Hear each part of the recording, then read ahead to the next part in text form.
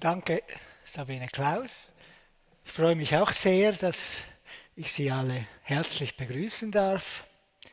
Ist ja nicht selbstverständlich. Ich freue mich natürlich auch sehr, dass wir Professor Martin Hartmann unter uns haben und ich darf Sie ganz kurz vorstellen. Ich könnte sehr viel sagen, aber konzentriere mich auf einige Punkte. Sie sind 1968 geboren, in Hamburg. 1968. Mich persönlich erinnert das an den Prager Frühling, aber dann eben auch auf den Einmarsch der damaligen Armee der Sowjetunion in die Tschechoslowakei.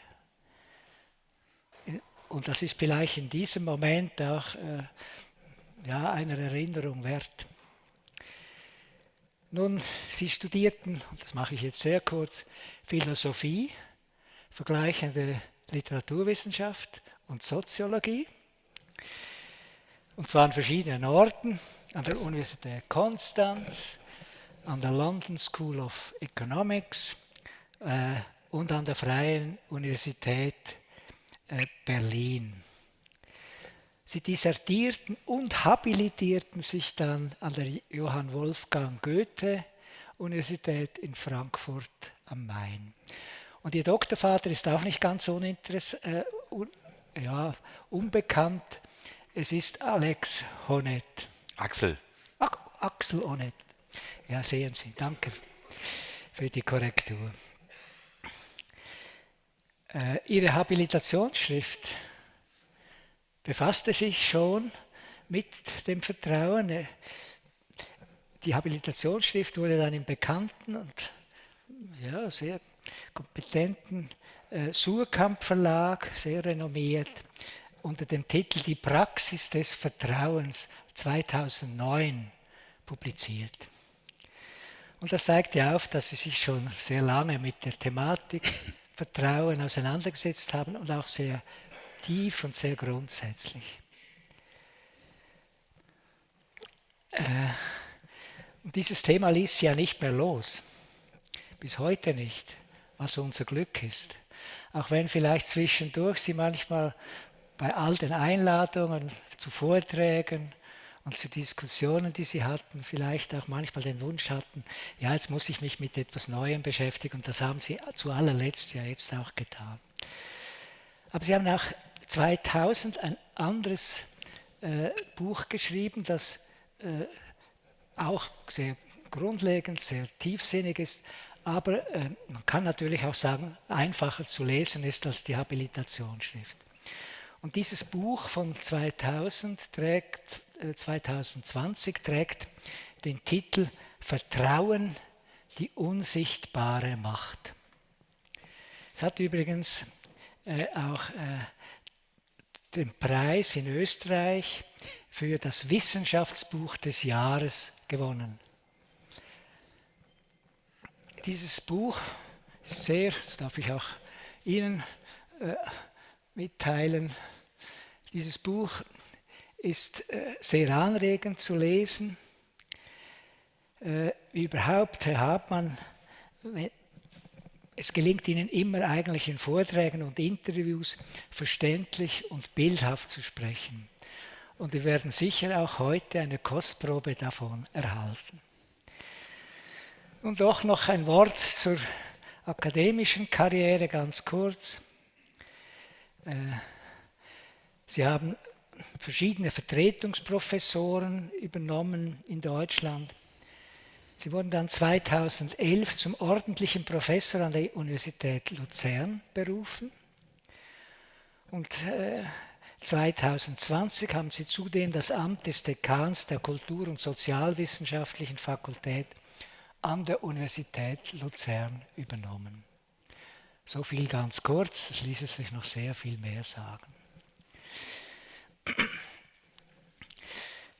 Und ich freue mich natürlich jetzt mit Ihnen ins Gespräch zu kommen.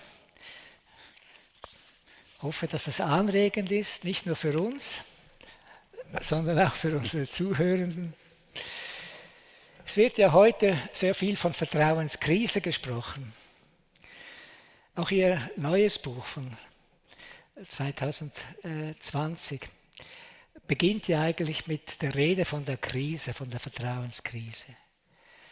Fast überall leiden Institutionen, Firmen, Regierungen, ja auch die Medien an diesem Vertrauensschwund.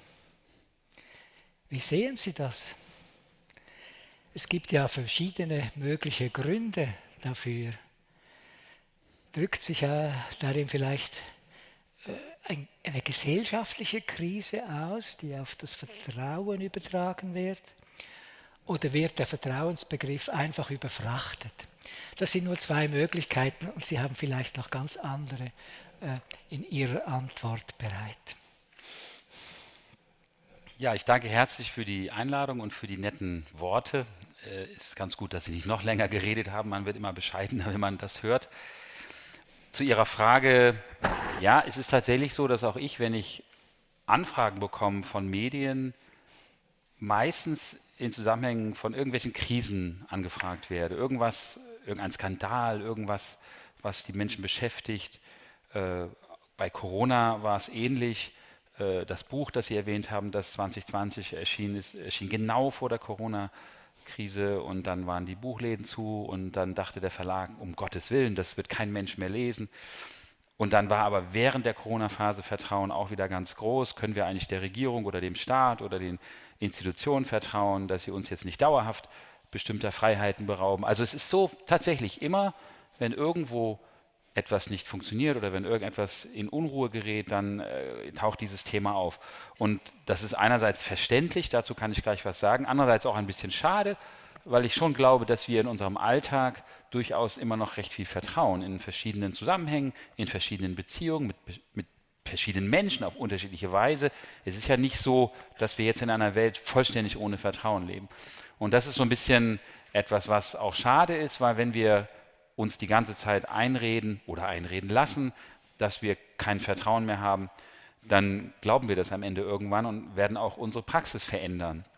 Zum Beispiel vorsichtiger werden oder uns überlegen, was müssen wir denn tun, damit wir das Vertrauen, was gar nicht ganz weg ist, wiedergewinnen. Also das sind so da bin ich immer ein bisschen hin und her gerissen, was diese Diagnose angeht. Aber klar, wir leben auch in einer Welt. Sie haben den Prager Frühling ja wahrscheinlich auch erwähnt, weil wir in einer Welt leben, in der wieder Krieg ist und in der wir auch betroffen sind irgendwie von diesem Krieg. Wir leben in einer Welt, wo es Klimawandel gibt. Wir leben in einer Welt wachsender Ungleichheit. Also wir leben in einer Welt, wo es eine ganze Menge Krisen gibt. Wir haben in unserem Alltag alle mit immer mehr auch unbekannten und fremden Menschen zu tun, sei es übers Internet, über die sozialen Medien. Und das ist natürlich etwas, was uns gelegentlich überfordert oder was uns auch ein bisschen verängstigt. Angst war ja auch schon ein Thema hier, habe ich gehört. Also in dem Sinne gibt es sicherlich auch Gründe, warum das Vertrauen immer so als Krisenphänomen relevant wird in der Öffentlichkeit, weil wir nun mal in Zeiten leben, in denen sehr viel wegbricht, sehr viel Gewissheit wegbricht oder Tradition oder etwas, was wir als vertraute Welt bezeichnen können, bricht weg und ändert sich zum Teil sehr schnell. Corona war ja ein schockhafter Moment, wo das besonders klar wurde, wie schnell plötzlich alles anders war auf einen Schlag. Und vielleicht haben wir Glück und kriegen jetzt ein bisschen Zeit, um durchzuatmen. Wer weiß. Auch das wissen wir nicht, denn jeder sagt uns, die nächste Pandemie kommt bestimmt. Ja? Also insofern verstehe ich, warum Vertrauen immer so als Krisenphänomen thematisch wird, aber in dem Buch versuche ich auch, und auch unabhängig davon, manchmal durchaus auch auf die Fülle an Vertrauensbeziehungen hinzuweisen, die wir durchaus noch leben und wo wir uns auch nicht einreden lassen dürfen, dass niemand mehr vertrauenswürdig ist. Das wäre falsch.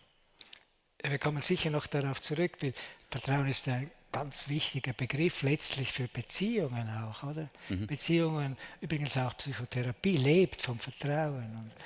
Und, jetzt ist Vertrauen eigentlich in der Neuzeit zu einem häufig gebrauchten Begriff geworden. Früher hat man Vertrauen anders verstanden, glaube ich, eher als Treue. True leitet sich ja von True ab, hat etwas auch nahe bei Truth, oder? Auch mit Wahrheit zu tun, aber eben auch mit Treue zu tun. Und früher in patriarchalischen und mehr hierarchisch gestalteten Verhältnissen war es ja gleichsam an den Bürgern Vertrauen oder Treue zu haben eben zu den Mächtigen. Das hatte einen anderen Hintergrund, das Wort. Und heute in unserer sehr modernen Gesellschaft, wo wir gleichsam versuchen, auf gleicher Augenhöhe miteinander zu leben, ist dieses Vertrauen eben zu einem, glaube ich, ganz wichtigen und verbreiteten Begriff geworden. Ja, man kann das, wenn ich da einhaken darf, man kann das ganz schön zeigen. Hier in diesem Raum darf man es ja sagen, dass das Vertrauen, was wir heute so breit verwenden, ja, und für unsere Gesellschaften auf so vielfältige Weise für wichtig halten, hat natürlich auch damit zu tun, dass wir freiere Gesellschaften sind als die Gesellschaften der Vergangenheit. Also wenn Sie das geschichtlich betrachten, hat lange das Gottvertrauen, deswegen in diesem Raum, das Gottvertrauen sozusagen das Vertrauen gebündelt. Die Vertrauensenergien des Menschen sollten auf Gott gerichtet sein. Man sollte Gott vertrauen. Das ist in dem ersten Buch arbeite ich das ein bisschen heraus.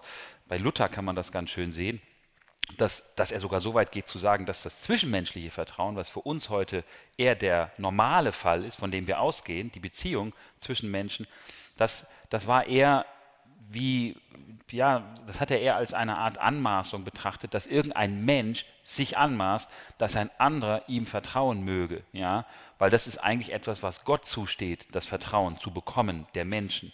Insofern hat er direkt das Vertrauen zwischen Menschen als Abgötterei bezeichnet. Das ist wie so für uns sehr fremd auf eine Art. Und man kann sozusagen zeigen, historisch, dass sich das Vertrauen ein bisschen lösen musste aus dieser Fixierung auf das Gottvertrauen. Und das ist dann im Politischen natürlich passiert, sobald Gesellschaften sich liberalisiert haben, demokratisiert haben. Dann sieht man, dass man über das Vertrauen auch in einem säkularen Sinne redet und das bei John Locke zum Beispiel als ein wichtiger Autor, dass da das Vertrauen auch zum wesentlichen Verhältnis des Menschen zur Legislative bei ihm wird.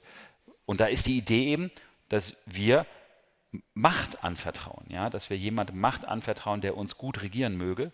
Und dieses Modell, von dem zehren wir bis heute im Politischen. Das ist heute der Grund, warum wir immer noch sehr viel über Vertrauen in Politik reden. Das müsste ja nicht so sein, aber doch, es muss so sein, wenn wir eben in Gesellschaften leben, wo wir Repräsentanten wählen, wo wir Abgeordnete wählen, die uns irgendwie vertreten sollen und wir denen auch Macht anvertrauen. Und wir hoffen oder setzen darauf, dass sie das gut machen, dass sie gut damit umgehen, dass sie unsere Interessen irgendwie möglichst breit würdigen. Und das ist eben ein Vertrauensakt, weil wir keine Verträge unterschreiben mit denen und sagen, so, ich wähle dich, wenn du das und das machst, ja, und du gibst mir jetzt eine Unterschrift, ich gebe dir meine Unterschrift. Das ist ja nicht Vertrauen. Das wäre was anderes. Das ist ein Vertragsschluss, der Sicherheiten will, die das Vertrauen gar nicht haben wollen sollte. Aber in dem Sinne, ja klar, ist es ein sehr modernes Phänomen. Und vielleicht ist ja ein Grund, das wäre jetzt ein bisschen spekulativ, warum wir gerade so viel darüber nachdenken, dass wir auch das Gefühl haben, dass die Freiheit in unseren Gesellschaften an manchen Punkten auf dem Spiel steht. Das ist jetzt spekulativ. Ich habe das nicht erforscht oder jetzt großflächig erfragt, dafür fehlen mir die Mittel. Aber es gibt natürlich manche Themen, die uns beschäftigen. Und da kann man auch das Internet nehmen, wo wir nie genau wissen, was passiert mit unseren Daten. Man kann politische Kontexte nehmen, populistische Bewegungen in vielen Ländern, die daran arbeiten, wenn manche Deutungen stimmen, uns in gewisser Weise unfreier zu machen und. Ich will gar nicht alle Beispiele nennen, aber das mag auch noch ein Grund sein, warum wir jetzt so viel darüber nachdenken. Ja, Sie sagen, Vertrauen in der Demokratie ist etwas anderes als Vertrauen in einer eher autoritären Struktur. Das moderne Vertrauen ist etwas anderes als bloße Treue oder Untergebenheit. Also hier hat sich auch der Vertrauensbegriff gewechselt. Früher sagte man Truen, oder, war der mittelalterliche Begriff, und der war sehr stark eben verwandt mit Treue, oder Treue gegenüber dem anderen, aber weniger jetzt Vertrauen, dass man auch ein Risiko eingeht, oder, wenn man vertraut, wie das heute der Fall ist.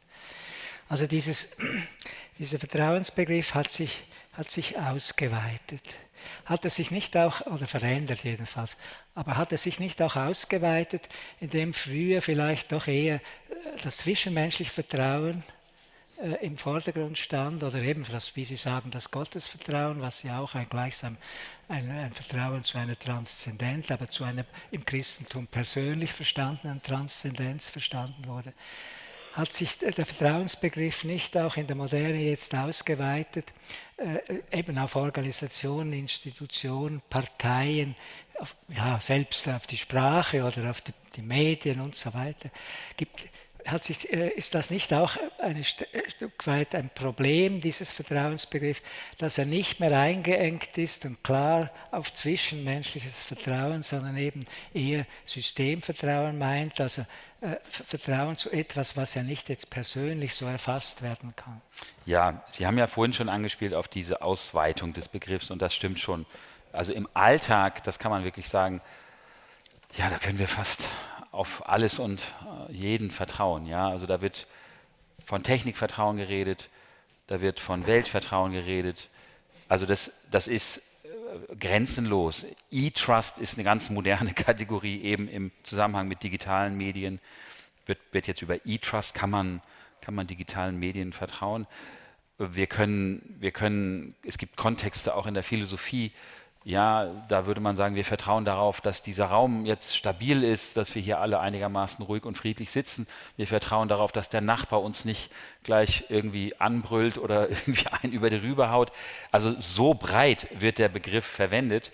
Das sage ich ja, ich glaube, in dem Buch nenne ich das die Fülle des Vertrauens, weil es so überall zu sein scheint. Wir sollen ja sogar zu Markenprodukten Vertrauen haben. Also das ist, wenn Sie mit Marketingleuten reden, was ich auch schon getan habe, und dann habe ich immer gesagt, naja, soll ich jetzt der Marke vertrauen? Und im Grunde wollen Sie doch nur, dass ich das Produkt kaufe und machen möglichst gute, geschickte, psychologisch raffinierte Werbung, damit ich irgendwie das Produkt kaufe. Und dann, da geht es doch nicht um Vertrauen, sage ich, und dann sagen die, doch, machen sich da nichts vor. Wir wollen ja, dass sie eine Bindung an das Produkt gewinnen, genau. Ja, dass sie sozusagen auch sich gefühlsmäßig identifizieren mit dem Produkt.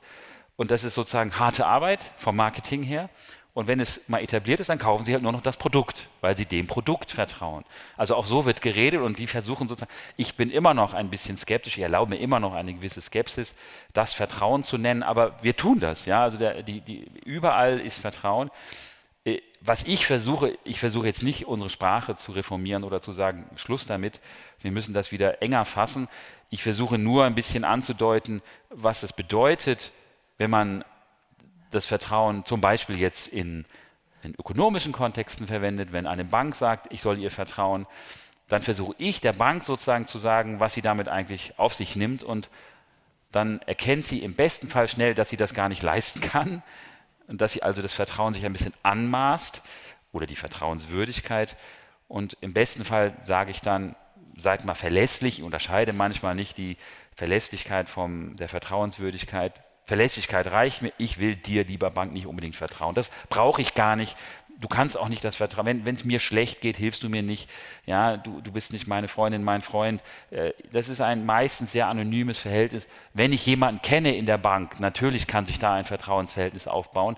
Aber wer von uns hat noch so intensive, dauerhafte Kontakte zu einer Person in einer Bank? Ich habe fast nur noch Online-Banking. Da sind überhaupt keine Personen mehr involviert. Ja? Also in dem Sinne versuche ich dann wenigstens ein bisschen anzudeuten, was man auf sich nimmt und vielleicht davor zu warnen, dass man zu viel vertrauen will, weil man kann es nämlich oft gar nicht einlösen und das führt dann zur Enttäuschung auch sehr schnell. Ich finde das, ich glaube, sehr wichtig, diese Unterscheidung auch von Vertrauen und Verlässlichkeit. Man vertraut eben einem Menschen oder vielleicht auch, wenn man das zugeben will, einer Institution, aber weil man sie kennt, weil man sie einschätzen kann, weil man vielleicht auch persönliche Erfahrungen damit hat. Und ich glaube, wenn jetzt irgendeine Industrie, eine Firma, nehmen wir Nestle, oder? Nestle hat für den Nescafé geworben. Das ist mit dem Slogan, vertrauen Sie Nescafé. Ihrem Nescafé vertraut die Welt.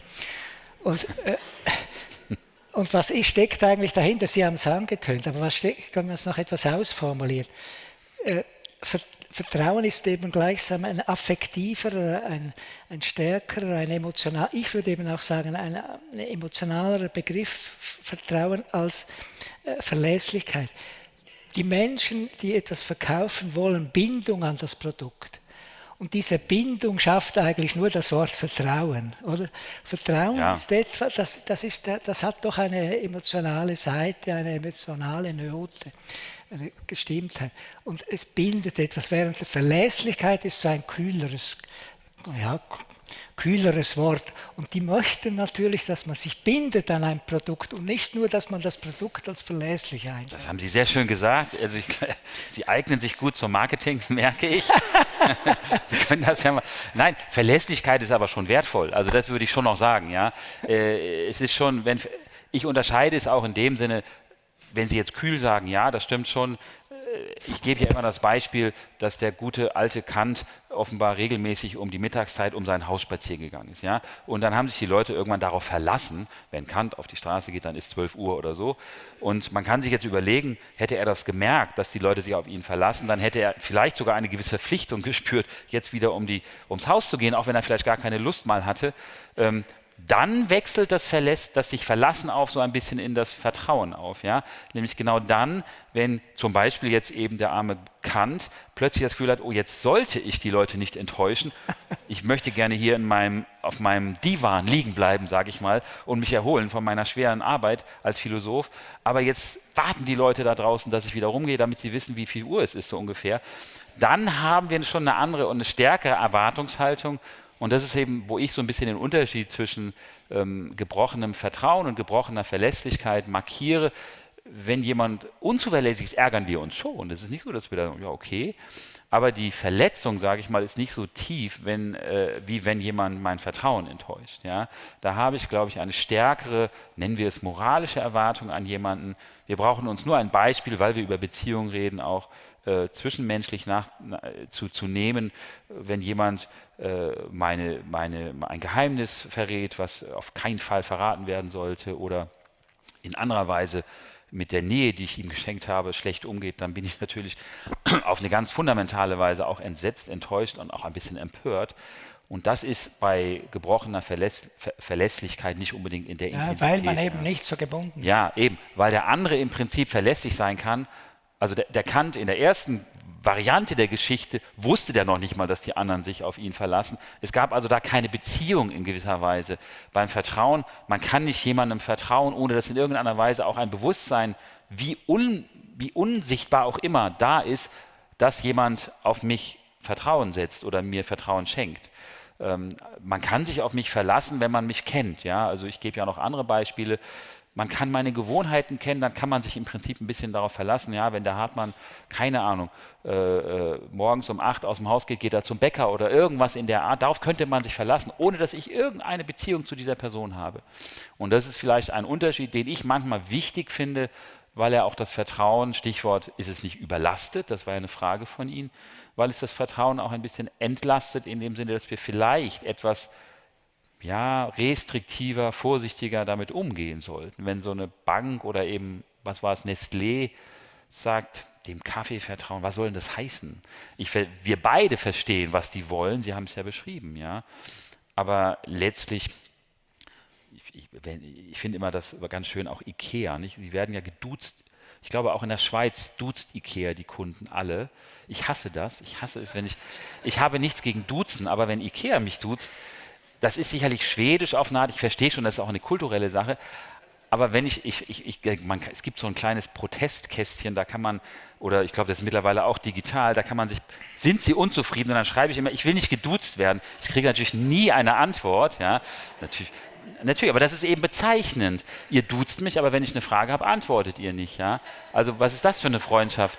Das ist sozusagen wie auch ein bisschen in meinen Augen so ein bisschen einfach ein falsches Spiel mit dieser Nähe oder Intimität gespielt wird. Und man missbraucht eigentlich ein Stück weit. Ja, das wäre jetzt schön marktkritisch formuliert, wie ich das, da ich ja aus Frankfurt komme, Sie haben Axel Honneth erwähnt, ist ja die Frankfurter Schule auch ein bisschen, so würde ich es auch in meinen Frankfurter Schule-Momente sagen, das Vertrauen wird sozusagen, wird ein bisschen missbraucht und da ist auch eine gewisse Gefahr, dass wir uns entfremden, wenn ich schon bei alten marxistischen Kategorien bin, von dem, was Vertrauen eigentlich bedeutet. Ja?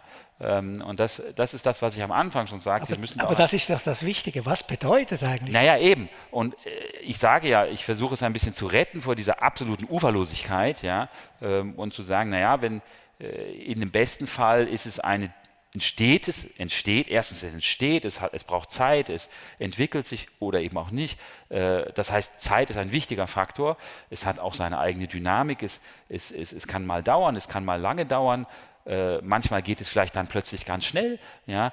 Dann ist es eine dichte, enge Beziehung, die auf Annahmen beruht, die beiden oder mehrere zueinander haben, die eben ein bisschen aufgeladener sind, als das bei der Verlässlichkeit der Fall ist, und die damit zu tun haben, dass wir dem anderen etwas anvertrauen, was uns wichtig ist, ein wichtiges Gut, etwas, was uns am Herzen liegt. Und das kann vieles sein. Und Vertrauen heißt eben, dass wir darauf setzen, dass wir zuversichtlich sind, dass das Vertrauen nicht missbraucht wird, dass das, was wir da anvertrauen, dieses Etwas oder diese Beziehung, auch eine Beziehung kann als solche eine Vertrauensbeziehung sein. Ja, ich kann mich jemandem öffnen und weiß nicht genau, was passiert jetzt. Wird die Person das annehmen oder wird sie es nicht annehmen? All das ist Vertrauen in einem reichhaltigen Sinne. Genau. Also ich glaube auch, die Verletzlichkeit ist ein ganz wesentlicher Begriff, den Sie herausarbeiten. Und also man macht sich ein Stück weit verletzlich. Ich meine, der moderne Mensch möchte eigentlich autonom sein. Er möchte gleichsam selbstsicher sein. Er möchte alles in den Händen haben. Es könnte in der Mitte ein Grund sein, dass es vielleicht den modernen autonomen Menschen mitunter schwerfällt, gleichsam diesen Schritt zu machen, sich verletzlich zu machen, ein Stück weit vom anderen auch abhängig zu werden. Das ist vielleicht das eine, was ich dazu noch bemerken möchte, aber auch Sie fragen möchte. Und das andere ist natürlich, ja, wenn wir vertrauen, dann geben wir dem anderen etwas. Wir schenken ihm Vertrauen. Vertrauen ist ein Geschenk. Mhm. Wir schenken ihm. Schenken wir auch uns selber etwas? Also vielleicht noch ein Satz zum Geschenk. Was das eben auch heißt, ist, dass niemand Vertrauen von uns verlangen kann. Ja? Wir verlangen ja auch nicht von jemandem, dass er uns was schenken möge. Also, nein, sondern in Freiheit. Das echte Geschenk, da hat Adorno sehr schön drüber geschrieben, ist im Grunde das vollkommen Unerwartete, was auch nicht einfach nur irgendwas uns schenkt, sondern etwas, was uns wirklich auf eine Art meint und trifft.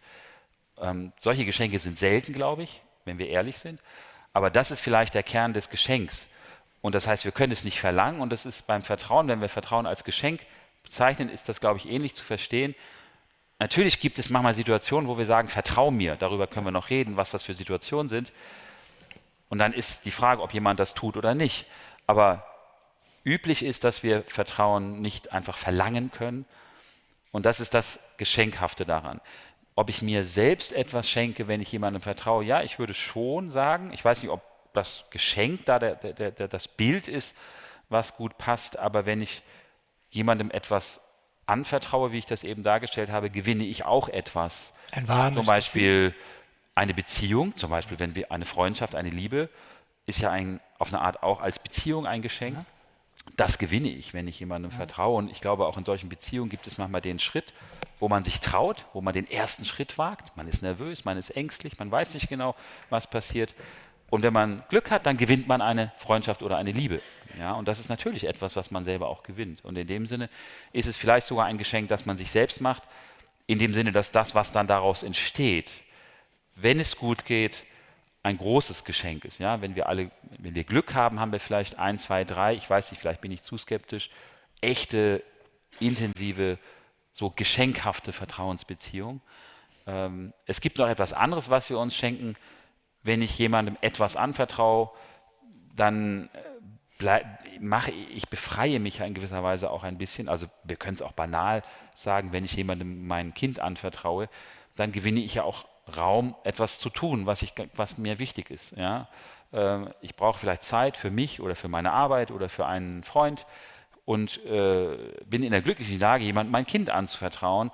Ich gewinne also durch das Vertrauen Spielräume, Handlungsspielräume, die ich ohne Vertrauen nicht hätte oder die ich viel mühseliger herstellen müsste. und diejenigen, die sozusagen sehr kontrolliert sind, sehr ängstlich sind, die sich nicht verletzlich machen wollen, und viele wollen sich nicht verletzlich machen, die haben vielleicht auch in dem Sinne etwas weniger Freiheit, weil sie vorsichtiger sind, ängstlicher sind, sich mehr zurückziehen oder nur sehr, sehr, sehr kontrolliert sich auf andere einlassen. Also in dem Sinne gewinnt man wahrscheinlich auch auf der Ebene etwas durch Vertrauen, wenn es ein gutes, gesundes, intaktes Vertrauen ist. Jetzt sagten Sie, gibt ja auch gleichsam die Aufforderung, vertrau mir. Man findet sie überall, oder? Auch in der Politik beispielsweise. Also auch Politiker oder Parteien machen Werbung, vertrauen Sie mir oder uns. Übrigens fällt mir ein, da gibt es einen schönen Satz von Helmut Schmidt, oder? Der Meinung war, also was soll das? Wer um Vertrauen wirbt, ist falsch gewickelt, hat er gesagt. Ein Politiker müsse so handeln, dass er Vertrauen verdient. Oder? Also mit dieser Werbung. Vertrauen Sie mir, ist das nicht eigentlich schon fast ein Grund, misstrauisch zu sein? Ja, ehrlich gesagt, die Zitate von Helmut Schmidt, das ist immer so ein Ding, die sind so beliebt. Wer Visionen hat, soll zum Arzt gehen, nee, das kennen Sie. Das ist ein berühmter Satz von Schmidt. Aber Schmidt hat sich auch getäuscht. Zum Beispiel Wandel durch Handel war ein Schmidt-Dogma, das sich mittlerweile als klar falsch erwiesen hat, das aber die deutsche Sozialdemokratie extrem lange beeinflusst. Jetzt eine Nebenbemerkung, ich mache gerade eine Klammer auf, weil ich immer wieder mit Helmut Schmidt, als Hamburger darf ich das sagen, natürlich eine beeindruckende Person. Jetzt zu Ihrer Frage. Ich hätte früher auch so gedacht. Ich hätte gesagt, wer um mein Vertrauen wirbt, der hat es eigentlich schon verspielt. Ich muss aber zugeben, dass ich mittlerweile doch etwas anders denke. Aber das hängt jetzt von der Beziehung ab, es hängt von den Personen ab, das hängt davon ab, wo wir wie miteinander umgehen. Ich glaube, jeder hat schon mal, sagen wir mal, in einer Beziehung einen Punkt gehabt, wo er um das Vertrauen des anderen gebeten hat und wo es auch ernsthaft gemeint war. Also wo es nicht irgendwie täuschend gemeint war oder unecht. Also das gibt es. Und ich würde nicht sagen, dass das per se, dass das keine Aussicht auf Erfolg hat, weil man das nicht kann. Ja, ich sehe schon ein, man kann ja auch jemanden nicht auf Verlangen lieben, man kann jemanden auch nicht auf Verlangen hassen. Gefühle sind auch nicht so abrufbar auf Befehl oder auf Knopfdruck. Und das ist das Vertrauen sicher auch nicht. Aber wenn ich sage, Vertrauen hat eine Dynamik, was ich vorhin so in der Nebenbemerkung gesagt habe, meine ich das schon ernst. Ich glaube schon, dass es manchmal eine Art, im Englischen würde man sagen, Commitment anzeigt, wenn ich sage, du kannst mir vertrauen. Und das Commitment soll heißen, ich meine es ernst. Alles hängt da, glaube ich, daran, wie ich das sage, ob es authentisch ist, ob es echt ist. Dann würde ich sagen, ist es wie so eine Art Commitment, das man eingeht. Also wenn es keine Kalkulation ist. Wenn es nicht kalkulatorisch ist, dass man eingeht und wo man dann auch andeutet, dass man bereit ist, eben, wie ich vorhin sagte, sozusagen das, was im Vertrauen auf dem Spiel steht, ernst zu nehmen, ja, und nicht irgendwie billig aufs Spiel zu setzen. In dem Sinne würde ich mittlerweile nicht mehr sagen, dass diese Idee, das Vertrauen sozusagen ohne Nachdenken auskommt. Ja? Manche sagen, Vertrauen ist doch im Idealfall etwas, worüber wir überhaupt nicht nachdenken, was einfach da ist. Wie Luft. Ja? Am Anfang meines Buches gehe ich auf die Luft ein, die wir atmen, ohne groß darüber nachzudenken. Und wir denken nur darüber nach, wenn es halt nicht mehr geht oder wenn wir husten müssen, wenn wir erkältet sind und. Das ist kein falsches Bild und ich würde immer noch sagen, apropos Husten, in guten Beziehungen ist das auch so, aber ich glaube, dass Vertrauen auch mal Krisen aushalten muss und dass dazu gehören kann, dass man sich neu vergewissern muss, ob sozusagen die Basis des Vertrauens noch da ist. Und ich glaube, wir kennen das auch aus Beziehungen. Jede Beziehung hat Krisen und durchlebt sie und bewältigt sie oder eben nicht. Das hängt davon ab. Und dazu kann auch mal gehören, dass man das Vertrauen verliert und wiedergewinnt. Also zumindest würde ich mir wünschen, dass das möglich ist, ja, und dass man dann auch für Vertrauen plädieren kann oder um Vertrauen bitten kann.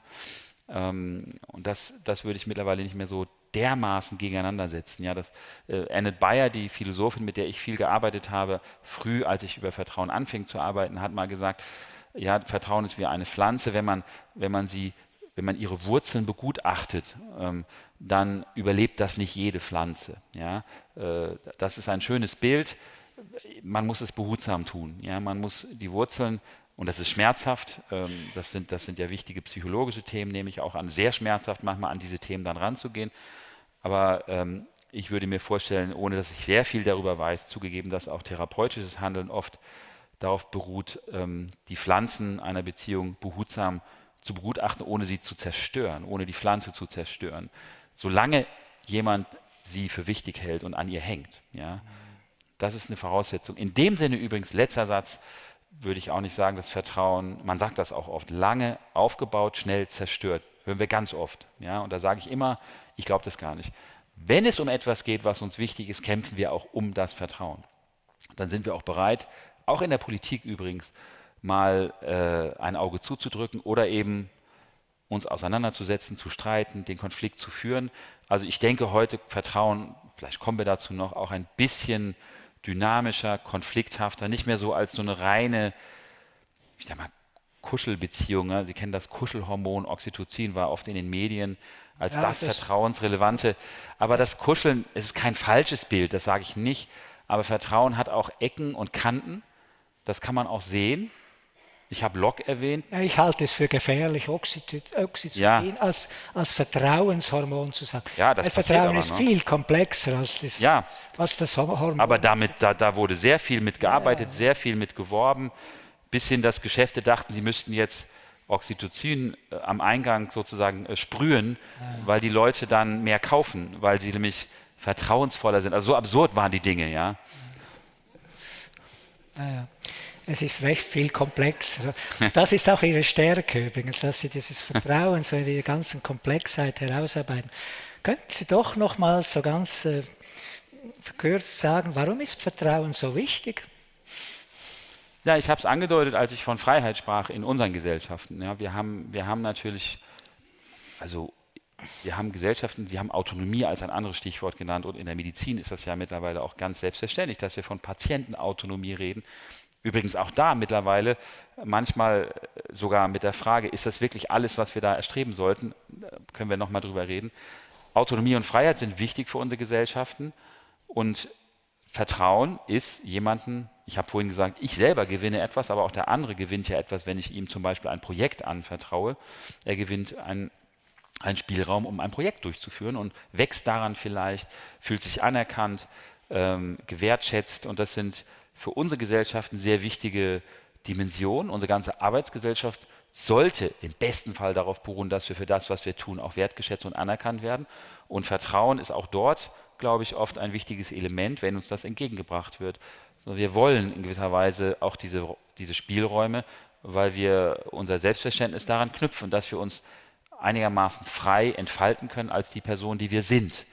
Und schon aus diesem Grund muss Vertrauen für unsere Gesellschaften wichtig sein, solange wir uns als freie Gesellschaften verstehen. In Diktaturen, in totalitären Gesellschaften, ich will nicht sagen, gibt es gar kein Vertrauen, aber es gibt doch ein deutlich reduziertes Vertrauen. Ich erwähne mal Václav Havel in dem Buch ganz kurz an einer Stelle, der darüber nachgedacht hat, was Wahrheit und Vertrauen eigentlich in totalitären Systemen bedeutet. Und das ist interessant, da ist eine Differenz eben zu freien Gesellschaften, die ziemlich klar ist. Und ich selber kenne noch die DDR übrigens, weil ein Teil meiner Familie daherkam und war auch oft da, und ich habe auch die Mauer und alles erlebt. Und das war natürlich eine misstrauische Gesellschaft bis aufs Fundament. Und es gab nur sehr kleine kleine Nischen des Vertrauens. Aber auch da war man nie ganz sehr sicher. persönlicher Art. Ja, natürlich. Also das war halt dann die berühmte Gartenlaube, sage ich mal, in der man dann vielleicht sich getraut hat, mit einigen wenigen so und so zu reden, aber auch da hat man dann oft manchmal böse Enttäuschungen erlebt. Also wir haben einfach heute viel mehr Kontakte, ein weiterer Punkt, zu unbekannten Menschen. Aber es ist eindrücklich, das ist vertrauensrelevant. wenn Sie es so sagen, sind ja auch Soziologen. Wenn man das jetzt mit Ihrem berühmten Kollegen, Soziologen, Vergleich Niklas Luhmann. Für ihn war ja Vertrauen im Wesentlichen eine Komplexitätsreduktion. Also die Gesellschaft ist so wichtig, kompliziert geworden. Wir kennen nicht mehr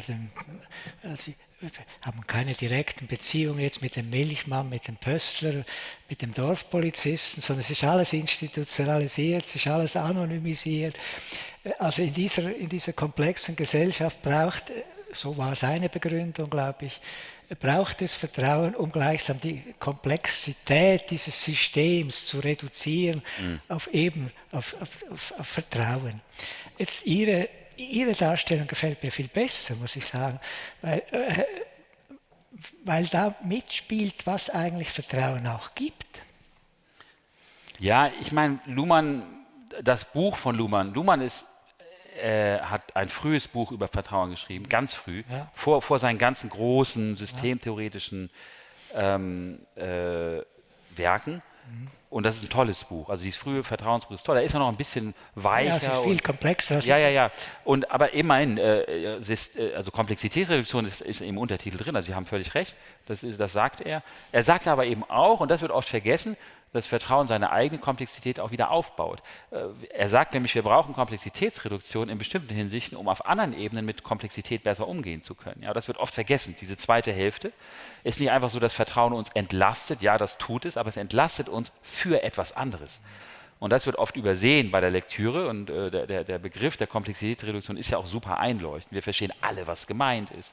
Aber ich knüpfe eigentlich in meiner Darstellung ein bisschen an ihn an dieses übersehene zweite, das uns erlaubt, mit Komplexität umzugehen, indem ich sage, Vertrauen hat seine eigene Komplexität. Wir haben schon die ganze Zeit darüber geredet. Es ist nicht so einfach mit dem Vertrauen und es gibt eben die Verletzlichkeit auch, die wir nur deswegen haben, weil wir vertrauen.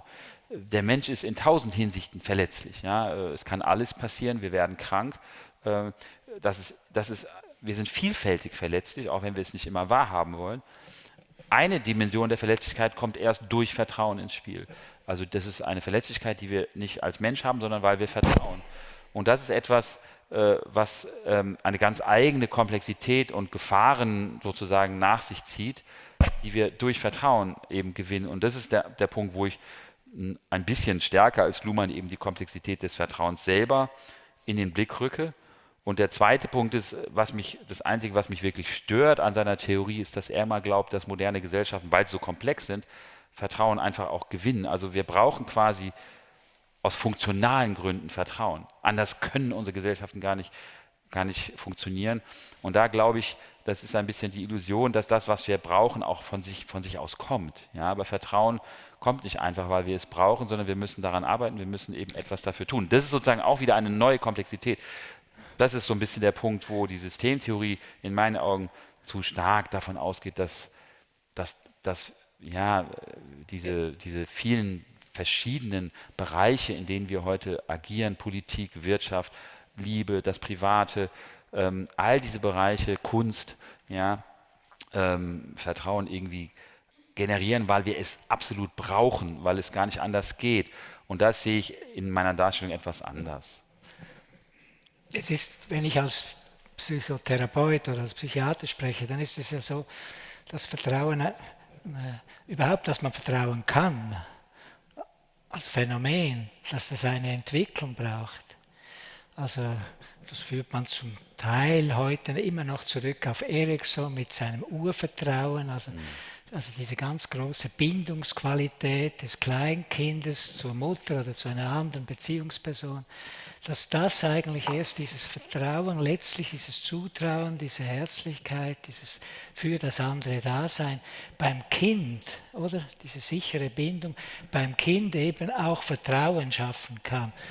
Ein Vertrauen, das auch ermöglicht, dass eine Mutter mal weggehen kann, ohne dass es für das Kind eine Katastrophe ist, ja, weil es die Sicherheit hat, ja, ich vertraue meiner Mutter, sie kommt schon zurück.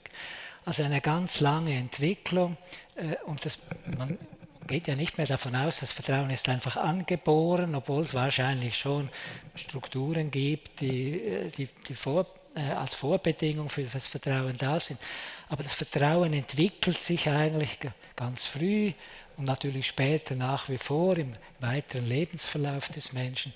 Und das hat sehr viel mit den zwischenmenschlichen Beziehungen zu tun. Also wer sicher gebunden ist als Kind und diese Chance hat, der ist natürlich auch freier.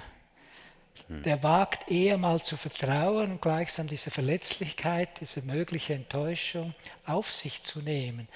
Wenn ein Kind, das eben diese Sicherheit, ich sage jetzt mal dieses Grundvertrauen nicht erhalten hat, es schwerer hat, später auch gleichsam zu vertrauen und diesen Vorschuss zu geben, weil es ja eine andere Erfahrung gemacht hat. Man war nicht immer für mich da, gleichsam, ich konnte eigentlich nicht so tief vertrauen meiner Mutter, wie ich das mir gewünscht hätte. Und so, es ist eine lange Entwicklungsgeschichte, oder? Die übrigens nicht einfach, ich meine, ein Kind, das unter schwierigen Verhältnissen und unter schlechten Bindungsverhältnissen aufgewachsen ist, so, das heißt nicht, dass es das Vertrauen nicht nachträglich etwas gewinnen kann. Das ist schon eine Erfahrung der Psychotherapie, vor allem der längeren Psychotherapie, dass da schon auch mit etwas wieder neu gleichsam sich entwickeln kann, ein Kind das gewinnen kann. Aber natürlich haben Kinder mit sicheren Erziehungsverhältnissen das Glück, oft leichter zu vertrauen und auch leichter gleichsam auf den anderen zuzugehen, vertrauend. Das gewinnt halt Selbstvertrauen. Nicht? Sie haben ja ganz recht gesagt, eine gute Voraussetzung, um jemandem zu vertrauen, ist das Selbstvertrauen, mit den möglichen Verletzlichkeiten umgehen zu können, ja, sie auszuhalten. Ja, das Selbstvertrauen, das ist schön, dass Sie es ansprechen. Das Selbstvertrauen berühren Sie auch in Ihrem Buch. Ich habe mich selber auch damit auseinandergesetzt. Das ist ja komisch. Also man soll sich selber vertrauen. A soll A vertrauen, oder? Das ist ja eine etwas schwierige Konstellation. Und trotzdem hat es eine Bedeutung. Ich glaube schon. Ich glaube, es funktioniert eben anders. Es ist nicht, ich quasi sage zu mir, also ich bin ja die gleiche Person, ich sage zu mir, jetzt vertrau dir mal selber, wie man zu einem Freund sagen kann, ich vertraue dir, oder diese Einstellung, diese praktische Einstellung entwickeln kann. Aber man kann natürlich schon erleben, und das ist ganz wichtig für das Selbstvertrauen, dass andere Menschen einem vertrauen, etwas zutrauen, vertrauen. Und dann kann natürlich in einem quasi etwas wachsen, dass man sagt, dass man das wie übernimmt, dass man sich wieder identifiziert mit dem, was einem gegeben wird. Und dass man so gleichsam ein Selbstvertrauen gewinnt, also dass man erlebt, ja, die anderen vertrauen mir, also kann ich doch auch von mir ausgehen, dass ich schon okay bin, oder? Mhm. Und das ist, glaube ich, schon eine ganz wichtige Entwicklung. Wer sich selber vertraut, kann wieder anderen besser vertrauen. Also es ist ein zirkulärer Prozess. Man bekommt das Vertrauen von anderen und gibt es dann zurück den anderen, oder? Ja. Ich glaube, das ist ein ganz komplexer Prozess und das erklärt auch, dass man mit einem Hormon wie Oxytocin dieses komplexe Vertrauensgebilde nie quasi fasst. Ja, da sind wir einer Meinung. Müssen nur lange genug mit Hirnforschern, das war ja dann auch in Hirnforschungsstudien sehr viel drin, müssen nur lange genug mit denen trinken gehen, irgendwann geben die auch alles zu. Aber dann müssen sie so einen gewissen Punkt nach Mitternacht überschritten haben. Ja, gut. Also. Aber Sie haben natürlich zwei wichtige Dinge gesagt, nämlich zum einen, jeder hat im Grunde auch seine eigene Vertrauensbiografie. Ja? Auch das spricht gegen diese ganzen Pauschalisierungen, mit denen wir immer uns konfrontieren. Je nachdem, wie es eben gegangen ist, Sie haben es ja schön beschrieben, auch schon in der frühen Kindheit entwickelt jemand eben dieses Selbstvertrauen oder auch nicht. Ja? Und das ist ein Punkt, glaube ich, der wichtig ist, dass wenn wir uns fragen, was für ein Typ bin ich denn, auch ich werde das manchmal gefragt, dann vermute ich, dass es sicher viel mit meiner frühen Kindheit zu tun hat. Ja, ob ich jetzt fundamental misstrauisch bin oder vertrauensvoll. Und das andere ist, wenn Vertrauen enttäuscht wird, und wir können ja auch über die dunklen Seiten des Vertrauens reden, wenn es missbraucht wird, und Vertrauen lädt eben zum Missbrauch ein. Deswegen, wir reden über Verletzlichkeit, und ich gehe ja in meinem Buch auf ein trauriges Beispiel ein im Turnsport in den USA, wo eben ein Arzt sehr breit sexuellen Missbrauch begangen hat an jungen Leistungssportlerinnen auf ganz, ganz perfide Weise, nämlich indem er sich das Vertrauen gewonnen hat. Und zwar das ist nicht einfach. Das ist sehr, sehr sorgfältig sozusagen choreografiert. Das ist sehr sorgfältig inszeniert gewesen, sodass diese Mädchen fast gar nicht anders konnten, als in diesem harten Konkurrenzgeschäft dieser Person zu vertrauen. Was dann zerstört ist, darauf will ich eigentlich hinaus, ist gar nicht nur, wenn es dann irgendwann klar wird, was da eigentlich passiert ist, dass da jemand nicht vertrauenswürdig war. Das ist das eine, das ist klar und tut weh. Ja. Das andere ist, dass ich eben das Vertrauen in mich selber auch verliere. Das heißt, das Vertrauen in meine Urteilskraft, Terror löst das auch aus, der uns überall treffen kann und wir wissen nicht wo. Das heißt, er will, dass wir nicht genau wissen oder beurteilen können, wie sicher ist es hier, wie sicher ist es da. Genau das, dieses Gespür, dass wir selber einigermaßen einschätzen können, wo ist die Gefahr groß, wo ist sie klein, das raubt uns Terror, die Drohung durch Terror und das raubt uns auch die erfahrene Gewalt oder der erfahrene Missbrauch, die Opfer dieser Verbrechen und Missbräuche. Es gibt eine Philosophin, die ich erwähne, die über ihre Vergewaltigungserfahrung ein philosophisches Buch geschrieben hat. Das ist auch sehr beeindruckend und sehr schmerzhaft. Die sagt, sie hat nach dem Vorfall, nach der Gewalt, der erfahrenen Gewalt, natürlich ein vollkommen anderes Selbst- und Weltverhältnis, eben beides. Ja, nicht nur da draußen lauern Gefahren, von denen ich vielleicht wusste, abstrakt, aber die nie so real waren, wie es dann leider kam, sondern es ist auch eine Erschütterung in das eigene Selbst und in das eigene Empfinden, einschätzen zu können, wem ich vertrauen kann und wem nicht. Das ist, glaube ich, eine der großen, wie soll ich sagen, Enttäuschung oder eben Schmerzen, die mit gebrochenem Vertrauen einhergehen. Und das ist auch etwas, was man natürlich manchmal aus guten Gründen nicht riskieren möchte. Ja? Also, ich glaube, das ist ganz entscheidend, was Sie sagen. Ich glaube, bei sogenannten posttraumatischen Störungen wird viel zu wenig vom Vertrauensbruch gesprochen. Es wird nur immer von der Verletzung gesprochen, aber es wird eigentlich nicht davon gesprochen, was da auch an Vertrauen verloren gegangen ist. Und das zerstört ein Stück weit das Weltvertrauen oder das Selbstvertrauen. Ja. Und das verändert natürlich schon die Situation. Das macht auch misstrauisch und das fordert dann auch ganz andere Schritte in der Psychotherapie. Man muss nämlich das Misstrauen des Menschen psychotherapeutisch dann auch annehmen, sonst bekommt man gar keine Beziehung zu ihm. Man kann nicht immer auf das Vertrauen rechnen. Vertrau mir bitte, das geht dann überhaupt nicht. Sondern man muss eine Beziehung der Verlässlichkeit schaffen oder der Kompetenz, aber so, dass man eine Beziehung miteinander haben kann. Und erst dann, das ist wirklich dann auch ein Geschenk, in einer solchen Beziehung kann auch stückweise ein Vertrauen wachsen, so dass ein sehr verletzter und auch gekränkter Mensch nachher gleichsam das Risiko auf sich nimmt, wieder jemandem zu vertrauen. Also das finde ich schon ganz wichtige Sachen. Also, übrigens gibt es ja auch das blinde Vertrauen, das wäre das Gegenteil, oder? Das Bild? Das blinde Vertrauen. Ja, natürlich. Ich meine, nach all dem, was ich jetzt gesagt habe, wir haben jetzt nicht Werbung für das blinde Vertrauen gemacht, aber ich würde trotzdem, also natürlich, wir sollten schon versuchen einzuschätzen, ob jemand vertrauenswürdig ist. Und das ist aber nicht immer leicht und wir täuschen uns, das wissen wir auch. Und natürlich gibt es so das Ideal des blinden Vertrauens in dem Sinne von eben, was ich vorhin auch schon mal sagte, so gedankenlos, einfach nur vom Vertrauen getragen werden.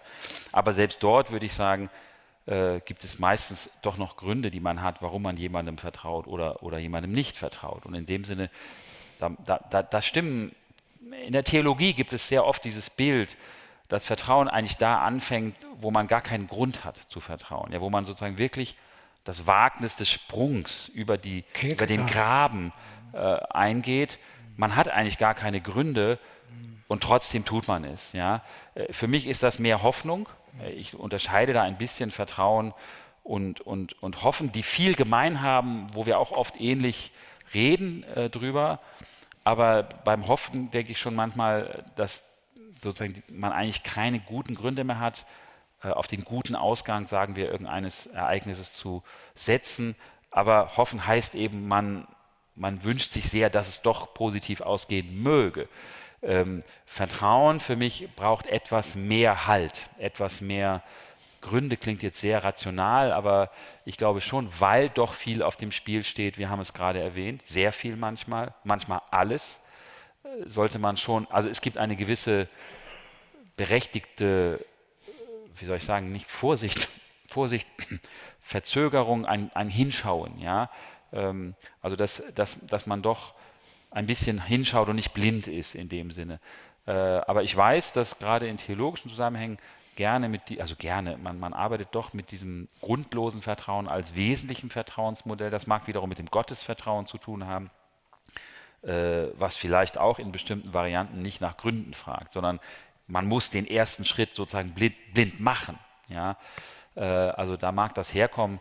Das ist der Sprung in den Glauben. Der Sprung in den Glauben, genau. Das ist ja sehr existenziell. Das kennt man ja auch aus der Existenzialphilosophie, diesen Sprung. Und ich habe ja vorhin gesagt, das ist nicht mein Bild vom Vertrauen, aber eben, ich räume schon ein, als ich da über das Vertrau mir sprach, ja, da räume ich schon ein, manchmal müssen wir einen Sprung machen, das sehe ich schon. Also ja, es ist wie man lernt jemanden kennen, man ist nicht ganz sicher, ja, ist das jetzt jemand, wie tickt der wirklich und so. Wir inszenieren uns alle permanent, ja, in vielen, alle mal in Social-Media-Kontexten, breites, großes Thema. Jeder inszeniert sich irgendwie, das ist wahnsinnig schwer, jemanden einzuschätzen, ganz klar. Und manchmal muss man diesen ersten Schritt schon machen, ja, und es ist wie so dem anderen signalisieren, ich meine es ernst und testen, du auch, ja, und wenn man Glück hat, dann wird es eben das Geschenk erwidert, ja, aber das weiß man nicht, das ist das Verletzliche, das Riskante, aber in dem Sinne, also das kann ich schon verstehen an diesem Springen, ja, an diesem Bild des Springens, nur ist es manchmal naiv und es gibt schon Zusammenhänge, wo ich sagen würde, springen besser nicht, ja, aber es ist schwer, also wie gesagt, die Philosophin Annette Bayer, die ich schon nannte, hat mal gesagt, die Verbrecher sind die größten Vertrauensexperten. Ja, warum sagt die das? Sie können es sich überlegen, weil natürlich, wenn ich jemandem ausrauben will oder beklauen will oder überfallen will, hilft es manchmal sehr, sehr gut zu wissen, wie diese Person tickt. Ihr Vertrauen zu gewinnen, kann eine Aufgabe sein, um dann das Verbrechen zu begehen. Und insofern, das ist ein bisschen ernüchternd, aber das spricht nur dafür, ich will es jetzt wieder positiver wenden, dass man nicht ganz naiv ist und manchmal. Also es ist ja auch der Titel unserer Veranstaltung, Vertrauen ein Wagnis. Ja. Und ich glaube, da legen Sie großen Wert darauf, auch weil Vertrauen verletzlich machen kann. Man kann enttäuscht werden. Es gibt dieses blinde Vertrauen. Ich möchte gerne noch etwas zu diesem blinden Vertrauen sagen, das kommt auch in Ihrem Buch immer wieder vor, oder in beiden Büchern. An sich ist ja blindes Vertrauen ein Widerspruch in sich, wenn man quasi von ihrer Definition ausgeht, dass Vertrauen quasi eine bewusste und gewählte, praktische Einstellung ist zum anderen. Ja, lassen wir mal das. Mhm. Aber es setzt Vertrauen setzt eine emotionale und reflexive Einschätzung des Mitmenschen voraus, oder? Ja, aber das mit der Emotion, das müssten wir nachher mal diskutieren. Ja, das diskutieren wir zum Schluss. Ist Vertrauen eine Emotion? Ist eine das sind wir wahrscheinlich Das können wir gemeinsam diskutieren. Das sind wir dann vielleicht nicht ganz gleicher Meinung. Wären wir sonst so gut übereinstimmen. Da will er jetzt nicht so ran. Nee, Sie haben gewonnen. Sie nehmen die Emotion immer mehr hinein, ich spüre das schon. Nein, aber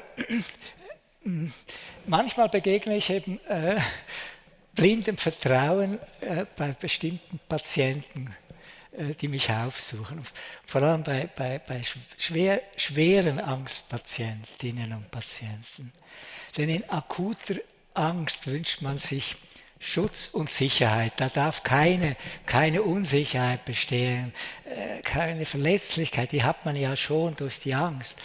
Und dann wird man als Therapeut oft idealisiert. Also man ist eigentlich der hält. Und da ist eigentlich wenig Kritik und wenig Vorsicht am Platz. Aber das ist natürlich eine Überschätzung des Therapeuten aus der Not und der Hilflosigkeit des Angstkranken heraus. Nun kann natürlich dieses blinde Vertrauen auch eine Voraussetzung sein, also etwas zur Beruhigung beizutragen, oder? Vielleicht auch kann es erste Behandlungsschritte erleichtern, aber es ist natürlich solange es beim blinden Vertrauen bleibt, wird auch die Angstbereitschaft nicht abnehmen. gleichsam die Behandlung der Angst setzt letztlich voraus, dass jemand ein Stück weit auch vertrauen kann, dass er ein Stück weit sich dieser Angst auch so aussetzen kann, dass er eben etwas trotzdem tut, auch wenn er Angst hat. Dass er eine gewisse Zuversicht hat, es ist doch möglich. Und ich glaube, das ist auch ein Behandlungserfolg dann in der Psychotherapie, wenn jemand in einer längeren Therapie sich seiner Angst etwas aussetzen kann. Das heißt aber auch, dass er gegenüber den Therapeuten, also beispielsweise gegenüber mir, nicht mehr blind ist, sondern mir auch kritisch vertraut. Das sind dann die wichtigen Schritte in der Therapie. Denn nur so findet er eine größere Eigenständigkeit. Und ich finde, das scheint mir eben wichtig. Blindes Vertrauen ist nicht Misstrauen, oder? Das wäre fast das Gegenteil. Und was mir besonders auch gefallen hat jetzt in Ihrem Buch, unter anderem, vielem anderem, ist, dass Sie Vertrauen nicht in einen Gegensatz zum Misstrauen setzen, sondern sagen, Misstrauen ist noch etwas anderes als nur der bloße Gegensatz vom Vertrauen oder sogar was anderes. Ja, das ist ja oft auch so gesagt, nicht? Misstrauen und Vertrauen werden so gegeneinander gestellt und da bin ich, also für mich ist jemand, der misstrauisch ist, schon auch jemand, der etwas möchte, der etwas will, aber er ist halt vorsichtiger oder ängstlicher. Und der Vertrauensvolle, der will das auch, aber er hat eben vielleicht bestimmte Kontrollbedürfnisse nicht oder bestimmte Ängste nicht. In dem Sinne wollen beide etwas. Und in dem Sinne ist für mich Misstrauen, Vertrauen ist wie so einer Skala. Ja? Ich habe ja vorhin sogar schon mal gesagt, Vertrauen muss auch mal Misstrauen aushalten. Ja? Das ist ja fast paradox, wie ich das formuliert habe. Aber das gehört für mich eben zu dieser Dynamisierung des Vertrauens hinzu, die Sie eben auch gerade sehr schön beschrieben haben an dem therapeutischen Verhältnis. Es ist ja auch eine Dynamik, die sich entfaltet, wenn es gut geht. Ja? Und das braucht Zeit und es geht nicht schnell. Und Misstrauen ist für mich. Und es gibt auch Krisen, wie Sie vorher gesagt haben. Ja, und Misstrauen ist ja manchmal auch vollkommen gerechtfertigt. Ja, wir haben es ja jetzt oft genug schon erwähnt, es gibt Menschen, es gibt Zusammenhänge, wo man vorsichtig sein sollte, aus guten Gründen.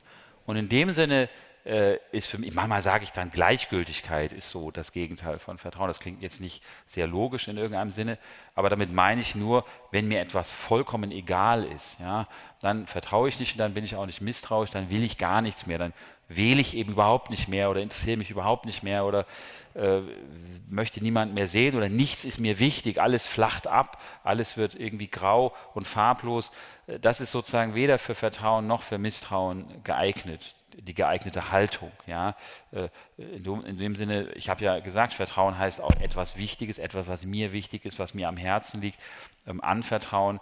Und wenn mir nichts am Herzen liegt, wenn mir nichts wichtig ist, dann kann ich nicht vertrauen, dann kann ich aber auch nicht misstrauisch sein. Ja? Kann man auch gleichzeitig vertrauen und misstrauen? Naja, vielleicht vertraue ich Ihnen therapeutisch, aber nicht als, ich weiß nicht, als Autofahrer oder so. Ich kenne Sie jetzt nicht gut genug. Ich bitte das zu entschuldigen, aber wir können schon differenzieren, ja. Mir fiel jetzt gerade nichts anderes ein. Wir sind noch nie Auto gefahren. Das könnte ja umgekehrt sein, was viel schlimmer. Ja, das wäre. Ja, also in dem Sinne, wir differenzieren, glaube ich, schon. Das gehört eben auch zur Urteilskraft dazu, dass man jemanden einschätzen lernt und das kann der gut, weil zum Vertrauen gehört auch Kompetenzunterstellung. Ja? Also jemand kann das. Sie haben es auch erwähnt, der Patient muss auch irgendwann das Gefühl haben, der kann mir auch helfen. Nicht nur der will mir helfen, sondern der kann es auch. Ich nehme an, das ist ein wichtiger Schritt, dass diese Kompetenz auch gespürt wird auf der anderen Seite und das ist sicherlich ein Schritt, damit man auch weitermacht. Und in dem Sinne, ja, unterscheiden wir, glaube ich, schon manchmal in einer und derselben Person Aspekte, wo wir sagen, da würde ich vertrauen und da würde ich eher nicht vertrauen, weil da habe ich schlechte Erfahrungen gemacht oder so. Ja, aber natürlich müssten wir jetzt wieder über die Spezifik einer Beziehung reden. Es gibt sicherlich Dimensionen des Vertrauens, wenn wir an Freundschaft oder Liebe denken zum Beispiel, wo sicherlich, wo es vielleicht das typischste Vertrauen, volle Vertrauen gibt, was man, wenn es geht, wenn man Glück hat, haben kann. Und wo man tatsächlich auf eine Art auch, wo das Vertrauen so zu sich kommt, das Gute am Vertrauen zu sich kommen kann. Und da würde ich jetzt nicht unbedingt sagen, da muss jetzt andauernd Misstrauen dazukommen oder so. Das passiert mal, ich habe es beschrieben, aber natürlich gibt es ein In sich ruhen von glücklichen Beziehungen, wo man sagen kann, Da sind wir jetzt mal eine Zeit lang gut ohne Misstrauen ausgekommen. Und das ist wertvoll, vielleicht selten, aber wertvoll, ja. Jetzt haben Sie vorher gesagt, wir wollen dann noch zurückkommen auf ein bestimmtes Thema. Wir sprechen jetzt eine Stunde miteinander. Ja, es ist mir auch kürzer vorgekommen. Ich hoffe Ihnen auch. Wollen Sie darauf zurückkommen, was Sie da angedeutet haben? Das war nur das mit dem Gefühl, nicht mit der Emotion, weil ich habe ja auch über Gefühle gearbeitet und ich bin immer noch unsicher. Also gibt es eigentlich ein Vertrauensgefühl, ja? Und manche sagen ja. Ich habe früher immer gesagt, nein, ich weiß, was keine Ahnung, Neid ist und wie sich Neid anfühlt. Ich weiß, wie sich Ressentiment anfühlt, wie sich Hass anfühlt, wie sich Liebe anfühlt. Ich sag mal so, ja, das sind alles Gefühle, wo wir ungefähr spüren oder auch erfahren haben, wie die sich anfühlen. Und dann habe ich mich gefragt, wie fühlt sich denn Vertrauen an? Und eben früher habe ich gedacht, Vertrauen hat kein eigenes Gefühl. Manche sagen, okay, wenn man das jetzt mit solchen starken Emotionen vergleicht, okay, dann stimmt das vielleicht, aber es hat eine Stimmung oder wie so eine Atmosphäre. Und das würde ich heute vielleicht auch so beschreiben. Eine Gestimmtheit. Sie kommen ja manchmal in einen Raum und spüren etwas. Hier läuft es gut oder hier ist eine gute Stimmung oder hier kann man einander vertrauen oder eben nicht. Und soweit würde ich schon einräumen, dass Vertrauen eine Stimmung ist, vielleicht eine atmosphärische Stimmung, eine Gestimmtheit. Das kann man auch schwer steuern. Das ist da oder ist es nicht da, wie es jetzt vielleicht hier da ist oder nicht da, je nachdem, wie Sie das Ganze wahrnehmen, wie ich das Ganze wahrnehme. So weit würde ich schon gehen. Ich würde immer noch sagen, dass Vertrauen, wenn es zum Beispiel enttäuscht wird, sehr starke Emotionen freisetzen kann, die viel stärker sind als die mit ihm verbundene Stimmung oder atmosphärische Gefühligkeit, wie immer man das jetzt bezeichnet. Also so weit würde ich gehen, aber da würde mich immer auch interessieren, wie Sie darüber denken, weil ich da immer noch ein bisschen unsicher bin. Es ist interessant in der Literatur über Emotionen, gibt es Leute, die Vertrauen völlig selbstverständlich zu den Emotionen zählen und andere, die es gerade nicht machen. Und das ist eben faszinierend, ja. Also was denn nun? Könnt ihr euch mal einig werden, ihr Philosophen? Nee, können Sie nicht. Das Also muss am Vertrauen liegen, ja. Etwas ist klar, wenn man Vertrauen verliert und vorher Vertrauen hat, dann hat man ein Gefühl. Dann ist man, Vertrauen setzt Gefühle frei. Oder, aber das Vertrauen selber. Aber ich tendiere schon zu dem, was Sie jetzt auch gesagt haben. Ich glaube, es ist nicht in dem Sinne eine Emotion. Ich habe mich auch sehr mit Scham oder mit Angst beschäftigt. Das ist in dem Sinne keine Emotion. Es hat auch keinen physiologischen Ausdruck, keine Emotion überhaupt nicht. Man kann das Vertrauen einem Menschen nicht ansehen, oder? Wenn er Angst hat, oder? Dann hat er einen bestimmten Gesichtsausdruck, eine bestimmte Mimik, eine bestimmte Gestik und so weiter. Das gibt auch äußere Zeichen. Und das fehlt natürlich völlig bei Vertrauen. Das macht es auch übrigens etwas schwieriger, Vertrauen einzuschätzen, weil es nicht so ansehen kann. Ich würde aber meinen, es hat schon etwas, das ist natürlich jetzt sehr vielleicht phänomenologisch gedacht, aber es hat schon etwas mit einer Gestimmtheit. Also wenn ich einem Menschen vertrauen kann, ich muss das gar nicht unbedingt so, ich weiß gar nicht, ob ich es mir immer ganz bewusst bin, aber es ist mir irgendwo dabei leichter. Ich würde sogar sagen, ich habe da so gleich etwas übertrieben gesagt, eine Herzenswärme. Es wird mir warm dabei. Also es hat etwas Affektives dabei, so eine Gestimmtheit dabei. Und das finde ich vielleicht gar nicht so nebensächlich.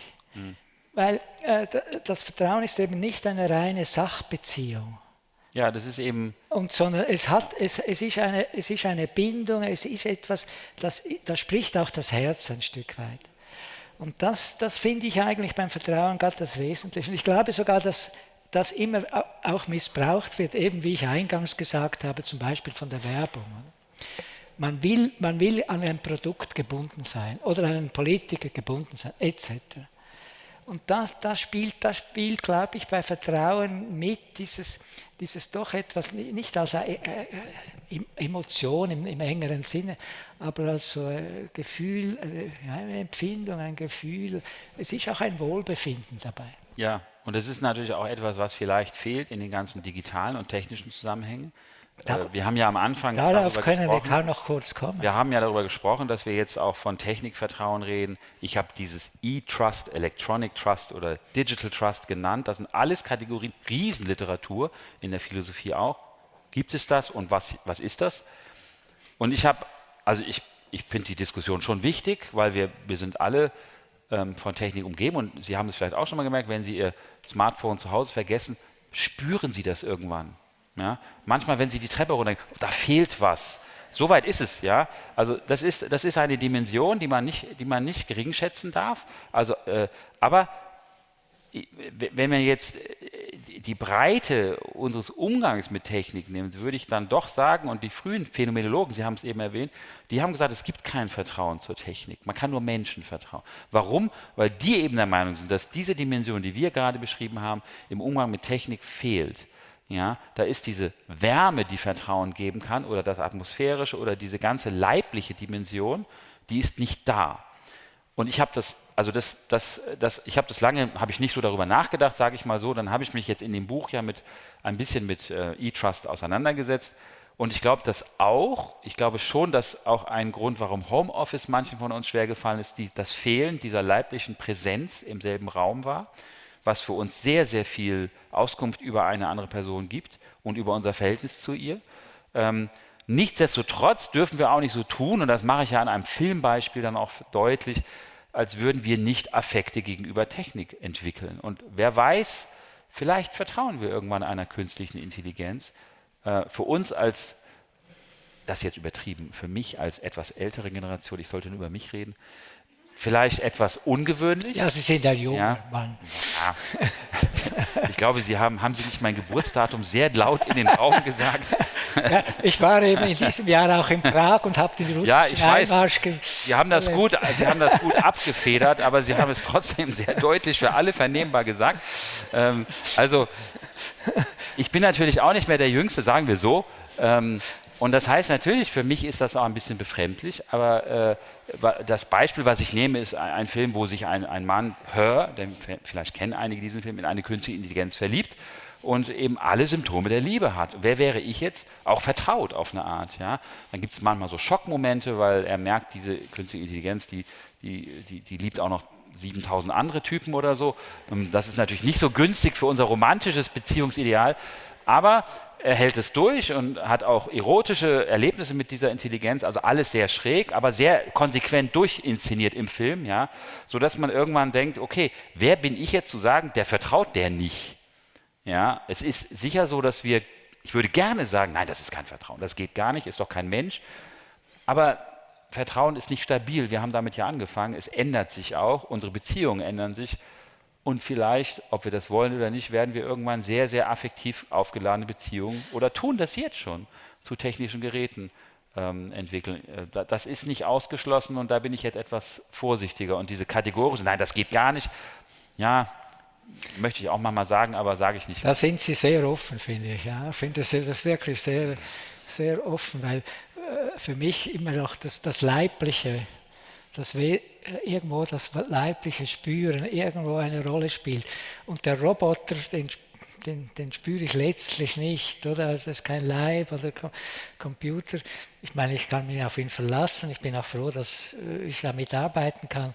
Aber da würde ich jetzt in Ihrer Nomenklatur dann doch eher sagen, ich verlasse mich auf den Computer, aber ich vertraue ihm nicht. Ja, aber Sie werden, der Science Fiction spielt ja mit diesem Motiv des recht echten künstlichen Menschen, sage ich mal. Oder es gibt auch Studien, die zeigen, wenn Sie ein Roboterhund, es gibt einen berühmten kurzen Film, wo ein Roboterhund getreten wird. Und dann denkt man, ja, mein Gott, ja. Aber die Leute haben sich empört. Also das war ich glaube Microsoft oder ich weiß nicht mehr genau, welche Firma hat diesen Roboter entwickelt. Und der sah natürlich nicht aus wie ein Hund, der hatte kein Fell, aber er hatte 4 Beine und einen Kopf. Und das reicht schon für manche, um sich zu empören, wenn dieses Ding getreten wird. Ja, also Sie sehen, was ich meine, ja? Ja, sehr interessant. Das ist, die Leute entwickeln. Ich habe halt ganz andere Erlebnisse. Ich habe das schrecklich gefunden auf einer Geriatrieabteilung. Da war ich also nicht verantwortlich, ich übernehme keine Verantwortung. Hunde habe ich eingeführt, Tiere habe ich überhaupt eingeführt, selbst Reittherapie und so weiter.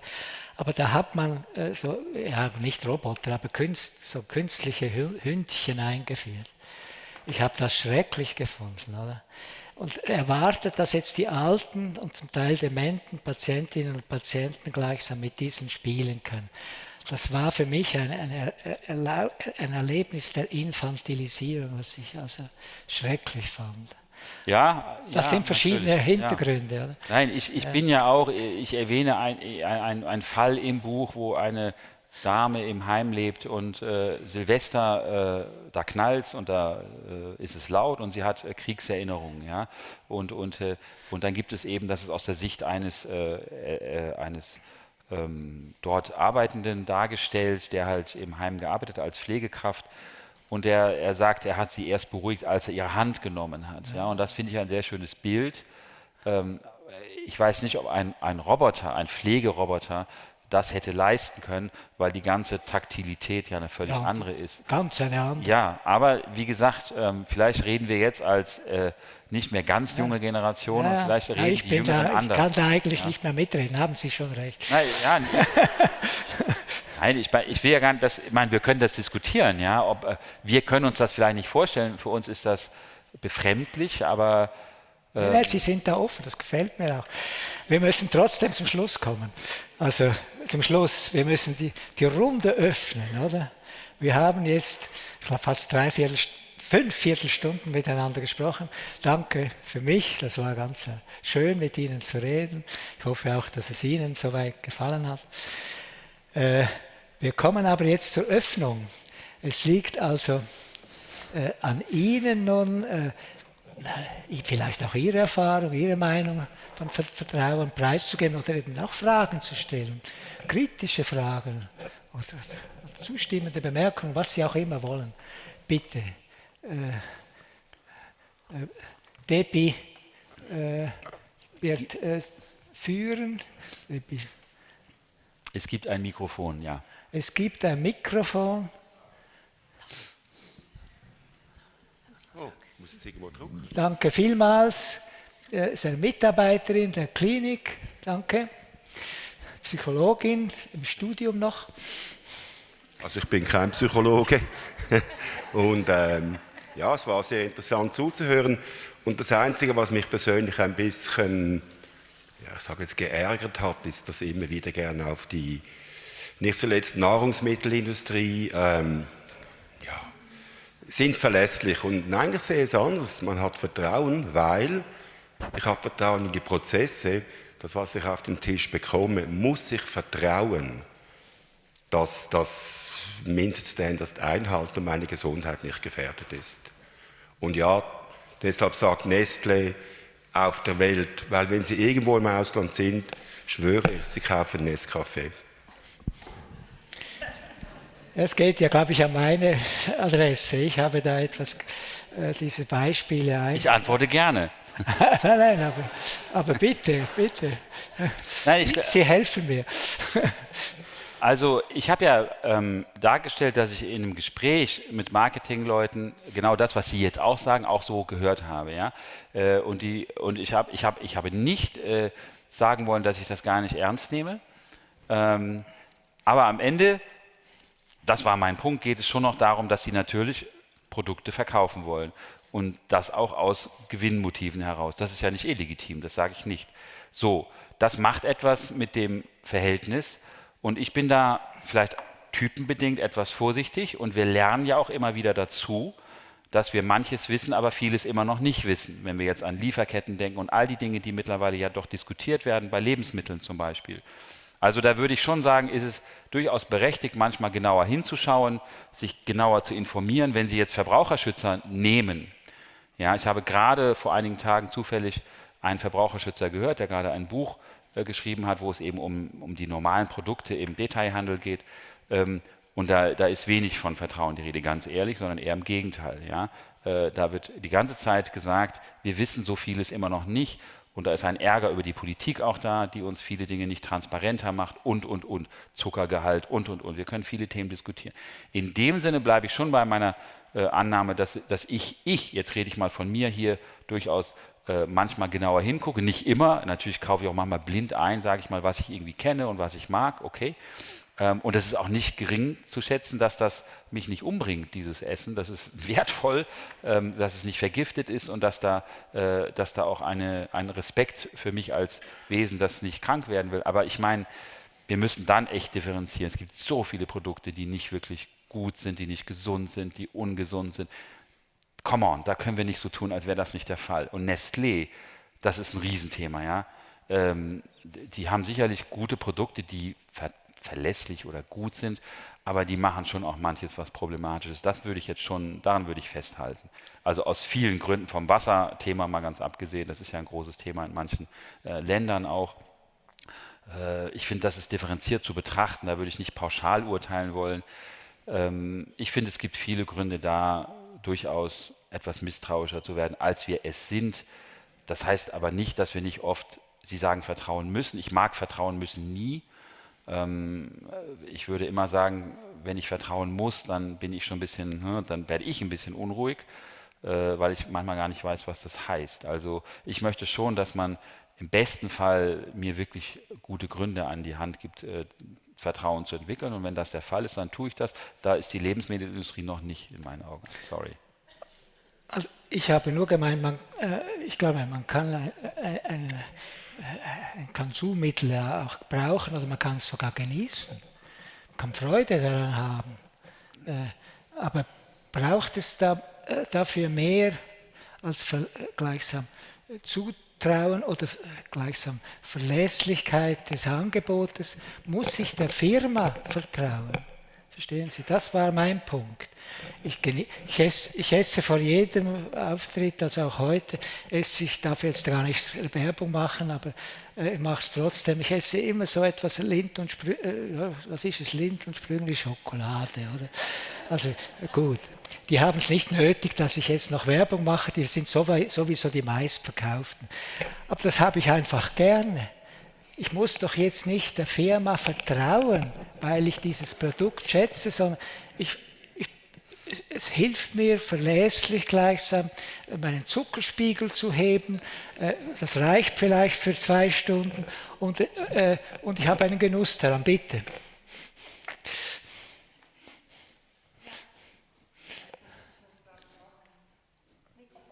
Ja, unbedingt. Ja, das freut mich jetzt. Ja. So. Danke vielmals. Ich möchte gerne an Herrn Hartmann noch eine Alice Holzhey, ja? Eine ganz grundsätzliche Frage stellen, und zwar im größeren historischen Zusammenhang. Und da würde ich unterscheiden gerne. Du hast angefangen, Daniel, eigentlich das Vertrauen als einen modernen Begriff oder als ein Thema, das in der Moderne ganz wichtig geworden ist. Ich muss mich dem anschließen und würde daran mal unterscheiden zwischen Standesidentität in der Vormoderne, Ich-Identität in der Moderne und jetzt in der Postmoderne die kulturelle Identität. Ja? Und ich habe das Gefühl, das Vertrauen gehört zur Moderne, weil seit 1800, seit der Französischen Revolution, ist das Individuum überhaupt erst Individuum geworden. Es ist auf sich selber zurückgeworfen worden, die Fesseln, die festen Traditionen sind zerfallen, es gehörte nicht mehr zu einer größeren Identität, es hieß jetzt, jeder ist seines eigenen Glückes Schmied und so, und die meint, das ist ja eigentlich eine außerordentlich beängstigende Situation. Und da verstehe ich, dass das Vertrauen zu anderen Menschen, denen man vertrauen kann, und vor allem die Freundschaft. Ich glaube, auch die Freundschaft ist ein weitgehend modernes Phänomen und dass das ganz wichtig wurde, eben in der Moderne, weil das Individuum ja sicher viel Freiheiten gewonnen hat, aber auch enorm einsam geworden ist. Und es ist die Angst vor der Einsamkeit, die zu einem solchen Riesenbedeutung des Vertrauens gebracht hat. Ich denke an das Buch von Ute Frevert, das war wahrscheinlich geschrieben, bevor sie dann das Vertrauensbuch, weiß ich jetzt nicht, die hat von der Obsession des Vertrauens in der Moderne gesprochen und gezeigt, wie in einer bestimmten Zeit, so Anfang 1900, eben das Vertrauen einen ganz besonderen Glanz bekommen hat. Also ein Versprechen schon mit dem Begriff Vertrauen verbunden wurde, das es vorher nicht hatte. Und dann wäre also die Frage, heute ist ja die kulturelle Identität, redet jeder davon. Mir ist das sehr suspekt zwar, aber man ist jetzt Lesbe oder Transgender oder Colored People, also man hat eine kulturelle Identität und innerhalb dieser kulturellen Identität ist man dann zu Hause und da braucht man eigentlich kein Vertrauen mehr. Da ist doch das Vertrauen schon, weil man dasselbe ist wie die anderen, nämlich auch Transgender oder auch Lesbe oder auch schwarz oder auch von jener Kultur und so, dass das ja, das wie erübrigt, man ist dann eine Gruppe, die in sich eine Gruppenidentität bildet und da braucht es darin kein Vertrauen mehr. Gut, aber also wäre das eine geschichtliche Perspektive des Vertrauens von einem Anfang des Vertrauens um 1800 und einem langsamen Irrelevantwerden wieder des Vertrauens, jetzt in der Postmoderne. Sie haben wahnsinnig viel jetzt gesagt, ich kann da nicht auf alles eingehen, weil es auch verschiedene Facetten hatte, was Sie gesagt haben. Zum Beispiel die Obsession in der Philosophie. In meiner Disziplin gab es überhaupt keine Obsession mit dem Thema Vertrauen im 18., also auch nicht bei Kant oder so, im Gegenteil, weil eben der Fokus so stark auf Autonomie war. Das heißt auf, ich bin doch selbstständig, ich bin nicht abhängig von anderen und das ist sozusagen wesentlich. Ja. In dem Sinne hat die Philosophie übrigens erst gebraucht, bis eine gewisse feministische Strömung kam, im 20. Jahrhundert, sehr spät, und gesagt hat, wir sind aber sehr abhängige, angewiesene Wesen. Die männlich dominierte Philosophie hat das überhaupt nicht auf dem Schirm gehabt. Ja. Da widerspreche ich Frevert ein bisschen, dass die Moderne eine Obsession mit Vertrauen ist. Ich würde teilweise sagen, im Gegenteil. Ja? Aber das hängt ein bisschen am Vertrauensbegriff. Gut, das kann ich auf sich beruhen lassen. Was Sie zum Schluss gesagt haben, ist deswegen interessant, weil Sie im Grunde genommen angedeutet haben, dass Vertrauen heute selber zu einer Konfliktkategorie geworden ist, weil es nämlich so ist, wir haben immer über Vertrauen schenken geredet, ja, ich schenke jemandem Vertrauen, wir haben vergessen zu sagen, jemand anderem schenke ich kein Vertrauen. Ja? Jeder Vertrauensakt ist ein selektiver Akt. Und das heißt, ich schließe jemanden ein, und Sie würden jetzt sagen, in meine Identität oder in meine kulturelle Identität, damit schließe ich andere aus. Das heißt, was wir jetzt stärker lernen gerade, an der Goethe-Universität in Frankfurt gibt es jetzt einen großen Forschungszusammenhang, der heißt Contrast, das heißt Conflict and Trust. Die wollen gerade untersuchen, wie Vertrauen selber in gewisser Weise Konflikte generiert. Das ist nicht die Perspektive, die wir normalerweise haben, weil wir normalerweise Vertrauen ist irgendwie gut, verbindet uns mit anderen, ermöglicht Kooperation, stimmt ja auch alles. Aber wir sehen heute genauer, dass das selber sozusagen selektiv vorgeht. Und was Sie beschreiben, ist vielleicht genau das Phänomen, was ich im Buch manchmal so erwähne, dass wir als eine Reaktion, vielleicht auch auf Ängste oder gewachsene Komplexität, wir hatten das Stichwort, uns auf Vertrautes zurückziehen.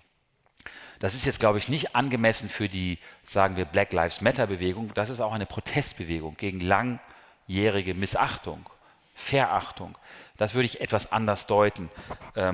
Aber andere identitätsstabilisierende Beziehungen haben eben diesen Zug, nach innen Vertrauen zuzulassen, nach außen eher Misstrauen zu streuen. Und das ist interessant, weil wir eben dadurch mittlerweile erkennen können, dass Vertrauen selber eine konflikthafte Kategorie geworden ist. Im Grunde müssten wir auch darüber reden, sozusagen, wenn wir darüber reden, dass Vertrauen wichtig ist und dass Vertrauen gut ist, müssen wir immer ergänzen, in wen und warum und ja, auf der Basis von welchen Annahmen. Und man kann sagen, dass viele gegenwärtig tatsächlich sich ein bisschen abschließen in ihren gated Communities oder in ihren Identitäten und damit natürlich das, was wir auch uns weiterhin wünschen, dass die Kommunikation zwischen den Gruppen, zwischen den Identitäten irgendwie porös bleibt und offen bleibt, erschweren. Und das erleben wir ja jetzt auch, dass das alles so ein bisschen aggressiv aufeinander trifft, was nicht schön ist. Vielleicht aber eine Phase, ich weiß nicht, ob wir da ähnlich denken, die nötig ist, weil eben manche Gruppen tatsächlich lange überhaupt keine Anerkennung hatten und jetzt darum kämpfen. Und vielleicht ist es nötig, ja, es gibt diesen Begriff des strategischen, es ist ein hässlicher Begriff, Vorsicht, strategischer Essentialismus in einer bestimmten philosophischen Diskussion. Das heißt, vielleicht muss ich eine Zeit lang mich auf meine Identität berufen, um überhaupt wahrgenommen zu werden, um ernst genommen zu werden, obwohl ich weiß vielleicht in philosophischer Hinsicht, dass es kein Wesen des Menschen gibt, dass wir immer viele Rollen haben, viele Identitäten haben, aber für eine Zeit lang konzentriere ich mich auf eine, die mir jetzt zu lange nicht wahrgenommen wurde. Aber das ist ein Konflikt, den wir gerade durchleben in unseren Gesellschaften, der mit Vertrauen zu tun hat.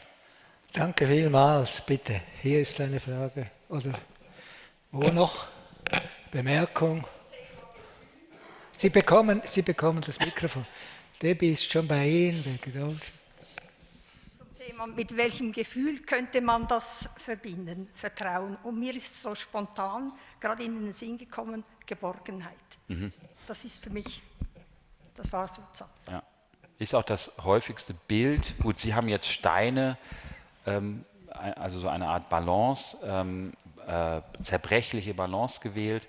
Aber natürlich gibt es sehr oft, wenn Vertrauen mit Bildern versehen wird, hat man das kleine Kind in den Händen eines Menschen oder eben Situationen der Nähe. Ich habe ja schon Kuschelhormon, wir haben jetzt über das Hormon nicht zu Unrecht der Vater, gelästert, der das Kind hochwirft aber, und hält. Ja, ich meine, aber natürlich, ja. Ich glaube auch, wenn es eine gute, intakte Vertrauensbeziehung bietet sicherlich auch Geborgenheit. Und das heißt tatsächlich, ich habe das ja auch ein paar Mal versucht, gegen mein eigenes sozusagen sehr dynamisches und etwas durchaus auch konfliktoffeneres Vertrauensmodell klarzumachen, das kann sehr wertvoll sein, dass man sich in einer Beziehung geborgen fühlt. Und das heißt aufgehoben und angenommen, so wie man ist. Ja, das ist ja nicht so oft der Fall.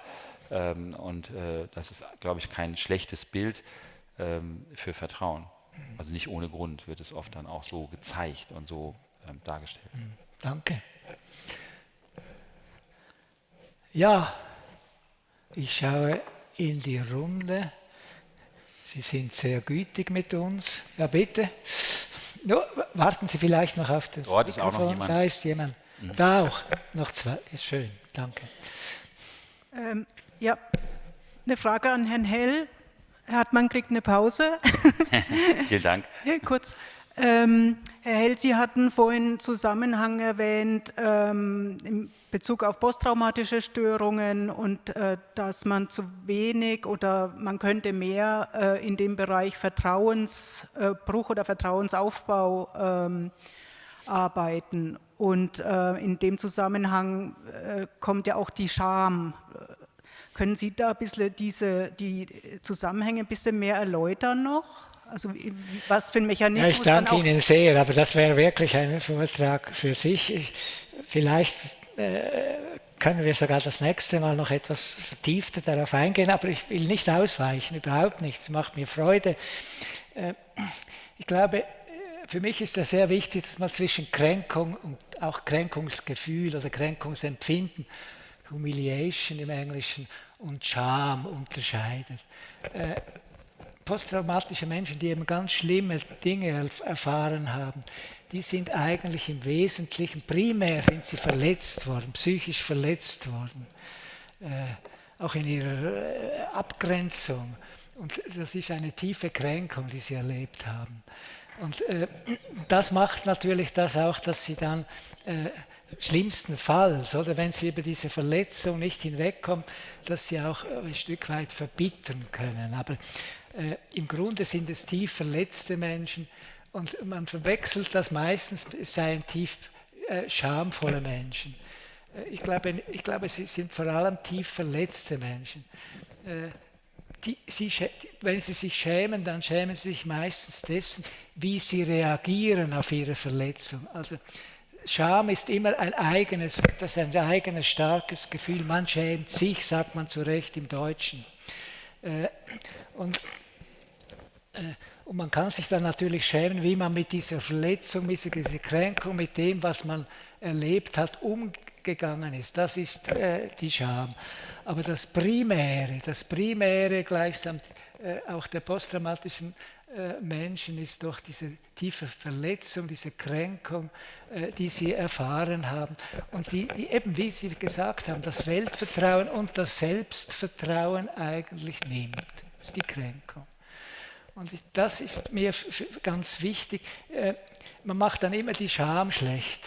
Das ist etwas amerikanisch, oder? Man macht dann immer die Scham schlecht.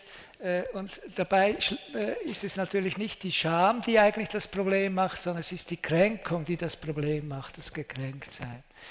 Die Scham ist eher ein Versuch gleichsam der Selbstkritik, wie man dann mit dieser Verletzung umgegangen ist. Das ist etwas ganz anderes. Ja, also jetzt verliere ich mich vielleicht etwas in der Antwort, aber Ihre Frage zielt, glaube ich, darauf hin, was das Zentrale der posttraumatischen Störung ist. Und ich würde eben sagen, das Zentrale sei schon, dass Grenzen nicht eingehalten werden. Körperliche Grenzen, psychische Grenzen, natürlich auch soziale Grenzen, Rollengrenzen, dass man die verletzt hat. Man spricht dann schon von Schamgrenzen, die man hat, dass die verletzt wird. Aber die Verletzung an sich, das ist eben eine Tat von außen, das ist ein Kränkungsgeschehen. Und der Mensch, der dann so schwer verletzt ist, der ist meistens auch tief gekränkt, eben auch in seinem Selbstverständnis, in seinem Weltverständnis. Ist das eine halbe Antwort? Danke. Bitte, da ist noch eine Frage.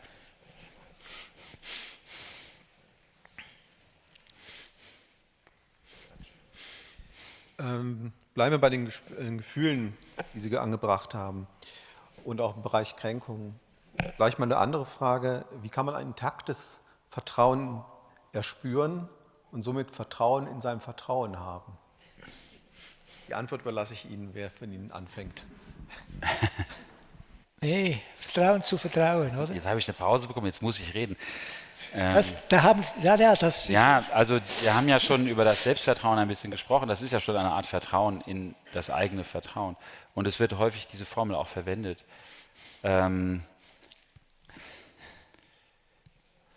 Also wie soll ich sagen, ich glaube,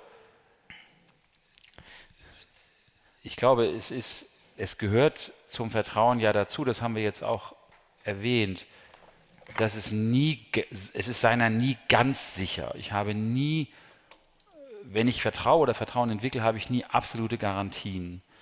Und ich glaube dazu, also das ist ja genau das, was ich auch nicht haben möchte. Also nicht nur, weil ich nicht kann, sondern ich verzichte ja auch darauf, alles über den anderen in Erfahrung zu bringen, wenn ich vertraue. Ja? Und dazu passt, glaube ich, dass ich auch meinem Urteil in mein Vertrauen, wenn Sie so reden wollen, ja, so eine Art Meta-Vertrauen, dass ich dort auch nie wirklich an ein Ende komme, das mir dann sagt, so, jetzt ist das Vertrauen, was du spürst, absolut da und gerechtfertigt. Es bleibt immer, auch auf der Ebene des Vertrauens, in das Vertrauen ein gewisses Moment, wo ich nicht ganz genau weiß, ist es jetzt richtig oder nicht richtig. Also dieses Wagnis, um bei dem Titel der Veranstaltung zu bleiben, bleibt. Ja, und geht nicht weg. Also in dem Sinne wehre ich mich immer ein bisschen dagegen. Vertrauen wird oft mit so Sicherheit auch assoziiert. Geborgenheit ist eines, Sicherheit ist ein anderes. Und natürlich, ja, wenn Vertrauen intakt ist, fühle ich mich auch sicher. Aber in gewisser Weise ist Vertrauen auch immer ein bisschen unsicher. Und das würde ich auch für dieses Vertrauen in das Vertrauen sagen. In dem Sinne würde ich, wenn ich jetzt philosophisch sprechen müsste, würde ich sagen, das, was ich schon auf der primären Ebene des Vertrauens als Unsicherheit oder als Wagnis habe, das perpetuiert sich auf den höheren Ebenen. Das geht da nicht weg. Ich weiß nicht, ob ich Ihre Frage jetzt beantwortet habe. Die war nicht ganz klar, ob ich... Ja, danke vielmals. Wie ist noch eine Frage? Ja, ich sehe es nicht alles. Oder eine Bemerkung. Sie dürfen auch einfach etwas... Ja, ich wollte auch an diesem Gefühl oder an diesem Vertrauensgefühl anknüpfen. Ich bin hinter der Säule, ja. Aber Sie können vertrauen, dass ich hier bin. Wirklich? Ich habe mich noch gefragt, was begünstigende Faktoren sind, die eben dass so ein Vertrauensgefühl entstehen könnte. Also was eben vielleicht phänomenologisch sich zeigen könnte, dass eben Vertrauen eher entsteht. Sie haben ja eben von der Phänomenologie besprochen, Herr Hell. Also ich habe mich gefragt, zum Beispiel, wenn strahlt ein vertrauender Mensch dann auch wieder Vertrauen aus? Wäre das ein möglicher Faktor, das Vertrauen begünstigt? Dann wären wir auch beim Zirkulären. Also Sie werden das Schlusswort haben, ganz kurz. Ich glaube eben schon, dass das ein entscheidender Faktor ist. Wenn ich nur etwas vom anderen erwarte, also wenn ich nur Wünsche habe an den anderen und er sollte eigentlich meine Ansprüche erfüllen, dann ist es sehr schwierig, Vertrauen zu haben zu dieser Person. Wenn ich aber gleichsam ihm bereit bin, also gleichsam etwas zu geben, eben diesen Vertrauensvorschuss zu geben, das ist ein aktiver Vorgang, eine praktische Einstellung, aber gegenüber einer Person ein ganz aktiver Schritt. Dann gebe ich etwas. Und zwar primär gebe ich etwas, ohne zu wissen, dass ich etwas bekomme. Also es geht nicht darauf hervor, dass ich primär vom anderen etwas erwarte, sondern das Primat hat eigentlich das Geben. Und ich finde, das ist ein ganz wesentlicher Unterschied. Aber natürlich muss ich dann einschätzen, ja, ist mein Gegenüber auch in dem Sinne vertrauenswürdig? Das ist natürlich schon die Einschätzung, die ich machen muss. Aber das Vertrauen an sich ist in dem Sinne schon ein Geschenk, aber eben ein aktives Tun. Ja, Sie haben diese phänomenologische Ebene angesprochen und über die habe ich zum Beispiel nicht so viel geschrieben, ja, weil es war nicht so meine Richtung in der Philosophie. Aber jetzt in dem letzten Buch gehe ich immerhin doch ein bisschen darauf ein und ich glaube, wir hatten eben das Gespür auch, ich glaube schon, dass es eben im Face-to-Face, im selben Raum, in der Begegnung im selben Raum, ich glaube schon, dass es manchmal so eine Dimension gibt von also die oft ganz implizit bleibt, die gar nicht ausgesprochen werden muss. Wie bewegt sich jemand, wie redet jemand, mit welcher Stimme, mit welcher Gestik, wie ist die Mimik. Ich glaube schon, dass es auf dieser Ebene manchmal auch ein Band gibt, das sich herstellen kann, ohne manchmal, dass wir es wirklich bemerken. Und das kann eine gute Basis dann für das Aufbauen oder für den Anfang einer Vertrauensgeschichte sein. Also diese leibliche Dimension, wir haben sie ja jetzt häufiger erwähnt, die ist sicherlich richtig. Es ist wahnsinnig schwer, ein Gespür dafür zu haben, wann jemand spielt, wann jemand so ein bisschen eine Rolle spielt. Und das ist eben Teil vielleicht auch vielleicht gibt es auch so eine Art, ja, Vertrauensexpertise ist jetzt nicht so schön, aber vielleicht auch ein Erfahrungsschatz, den man halt irgendwann hat. Ich habe ja den Begriff der Vertrauensbiografie schon genannt, wo man dann eben noch ein besseres, ausgeprägtes Gespür dafür hat, wem kann ich vertrauen und wem nicht. Auf der Basis dann gibt es vielleicht noch eine Menge anderer Dinge, die Vertrauenswürdigkeit markieren. Ja?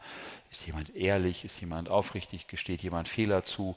All das, was jetzt nicht so spektakulär ist, was immer eine ganz gute Basis ist für Vertrauen. Ja.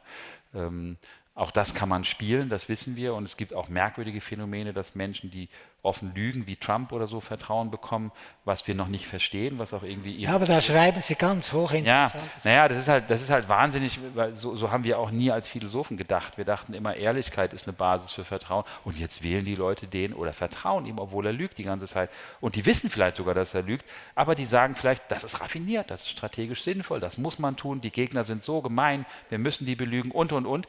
Also das ist viel komplizierter, als wir denken. Aber vielleicht kann man auch jemanden wie Trump auf der gestischen Ebene, wenn man geschult ist und nur will, schon relativ schnell überführen auf dieser phänomenologischen Ebene. Ich würde ihm nicht vertrauen, schon allein wie er spricht, wie er mich anschaut oder nicht anschaut und. Ja, da gibt es eine Menge, was man, wenn man will, wenn man offen dafür ist, glaube ich, schon erkennen kann. Aber das bedarf vielleicht auch einer gewissen Erfahrung oder Schulung, die wir nicht alle haben und die sozialen Medien vielleicht auch nicht gerade sehr, sehr kultivieren, wo wir Mikrosekundenkontakte haben und dann ist schon wieder das Nächste und das Nächste und das Nächste. Ja, Debbie, du hast das Mikrofon übergeben an Sabine Klaus. Dann bleibt es mir Ihnen ganz herzlich zu danken. Habe mich sehr gefreut. Sie haben mich auch herausgefordert. Oder? Ich hoffe auch ich Sie etwas. Ich danke Ihnen sehr auch für die Fragen und für die Diskussion und für dieses aktive Zuhören. Ja, danke vielmals.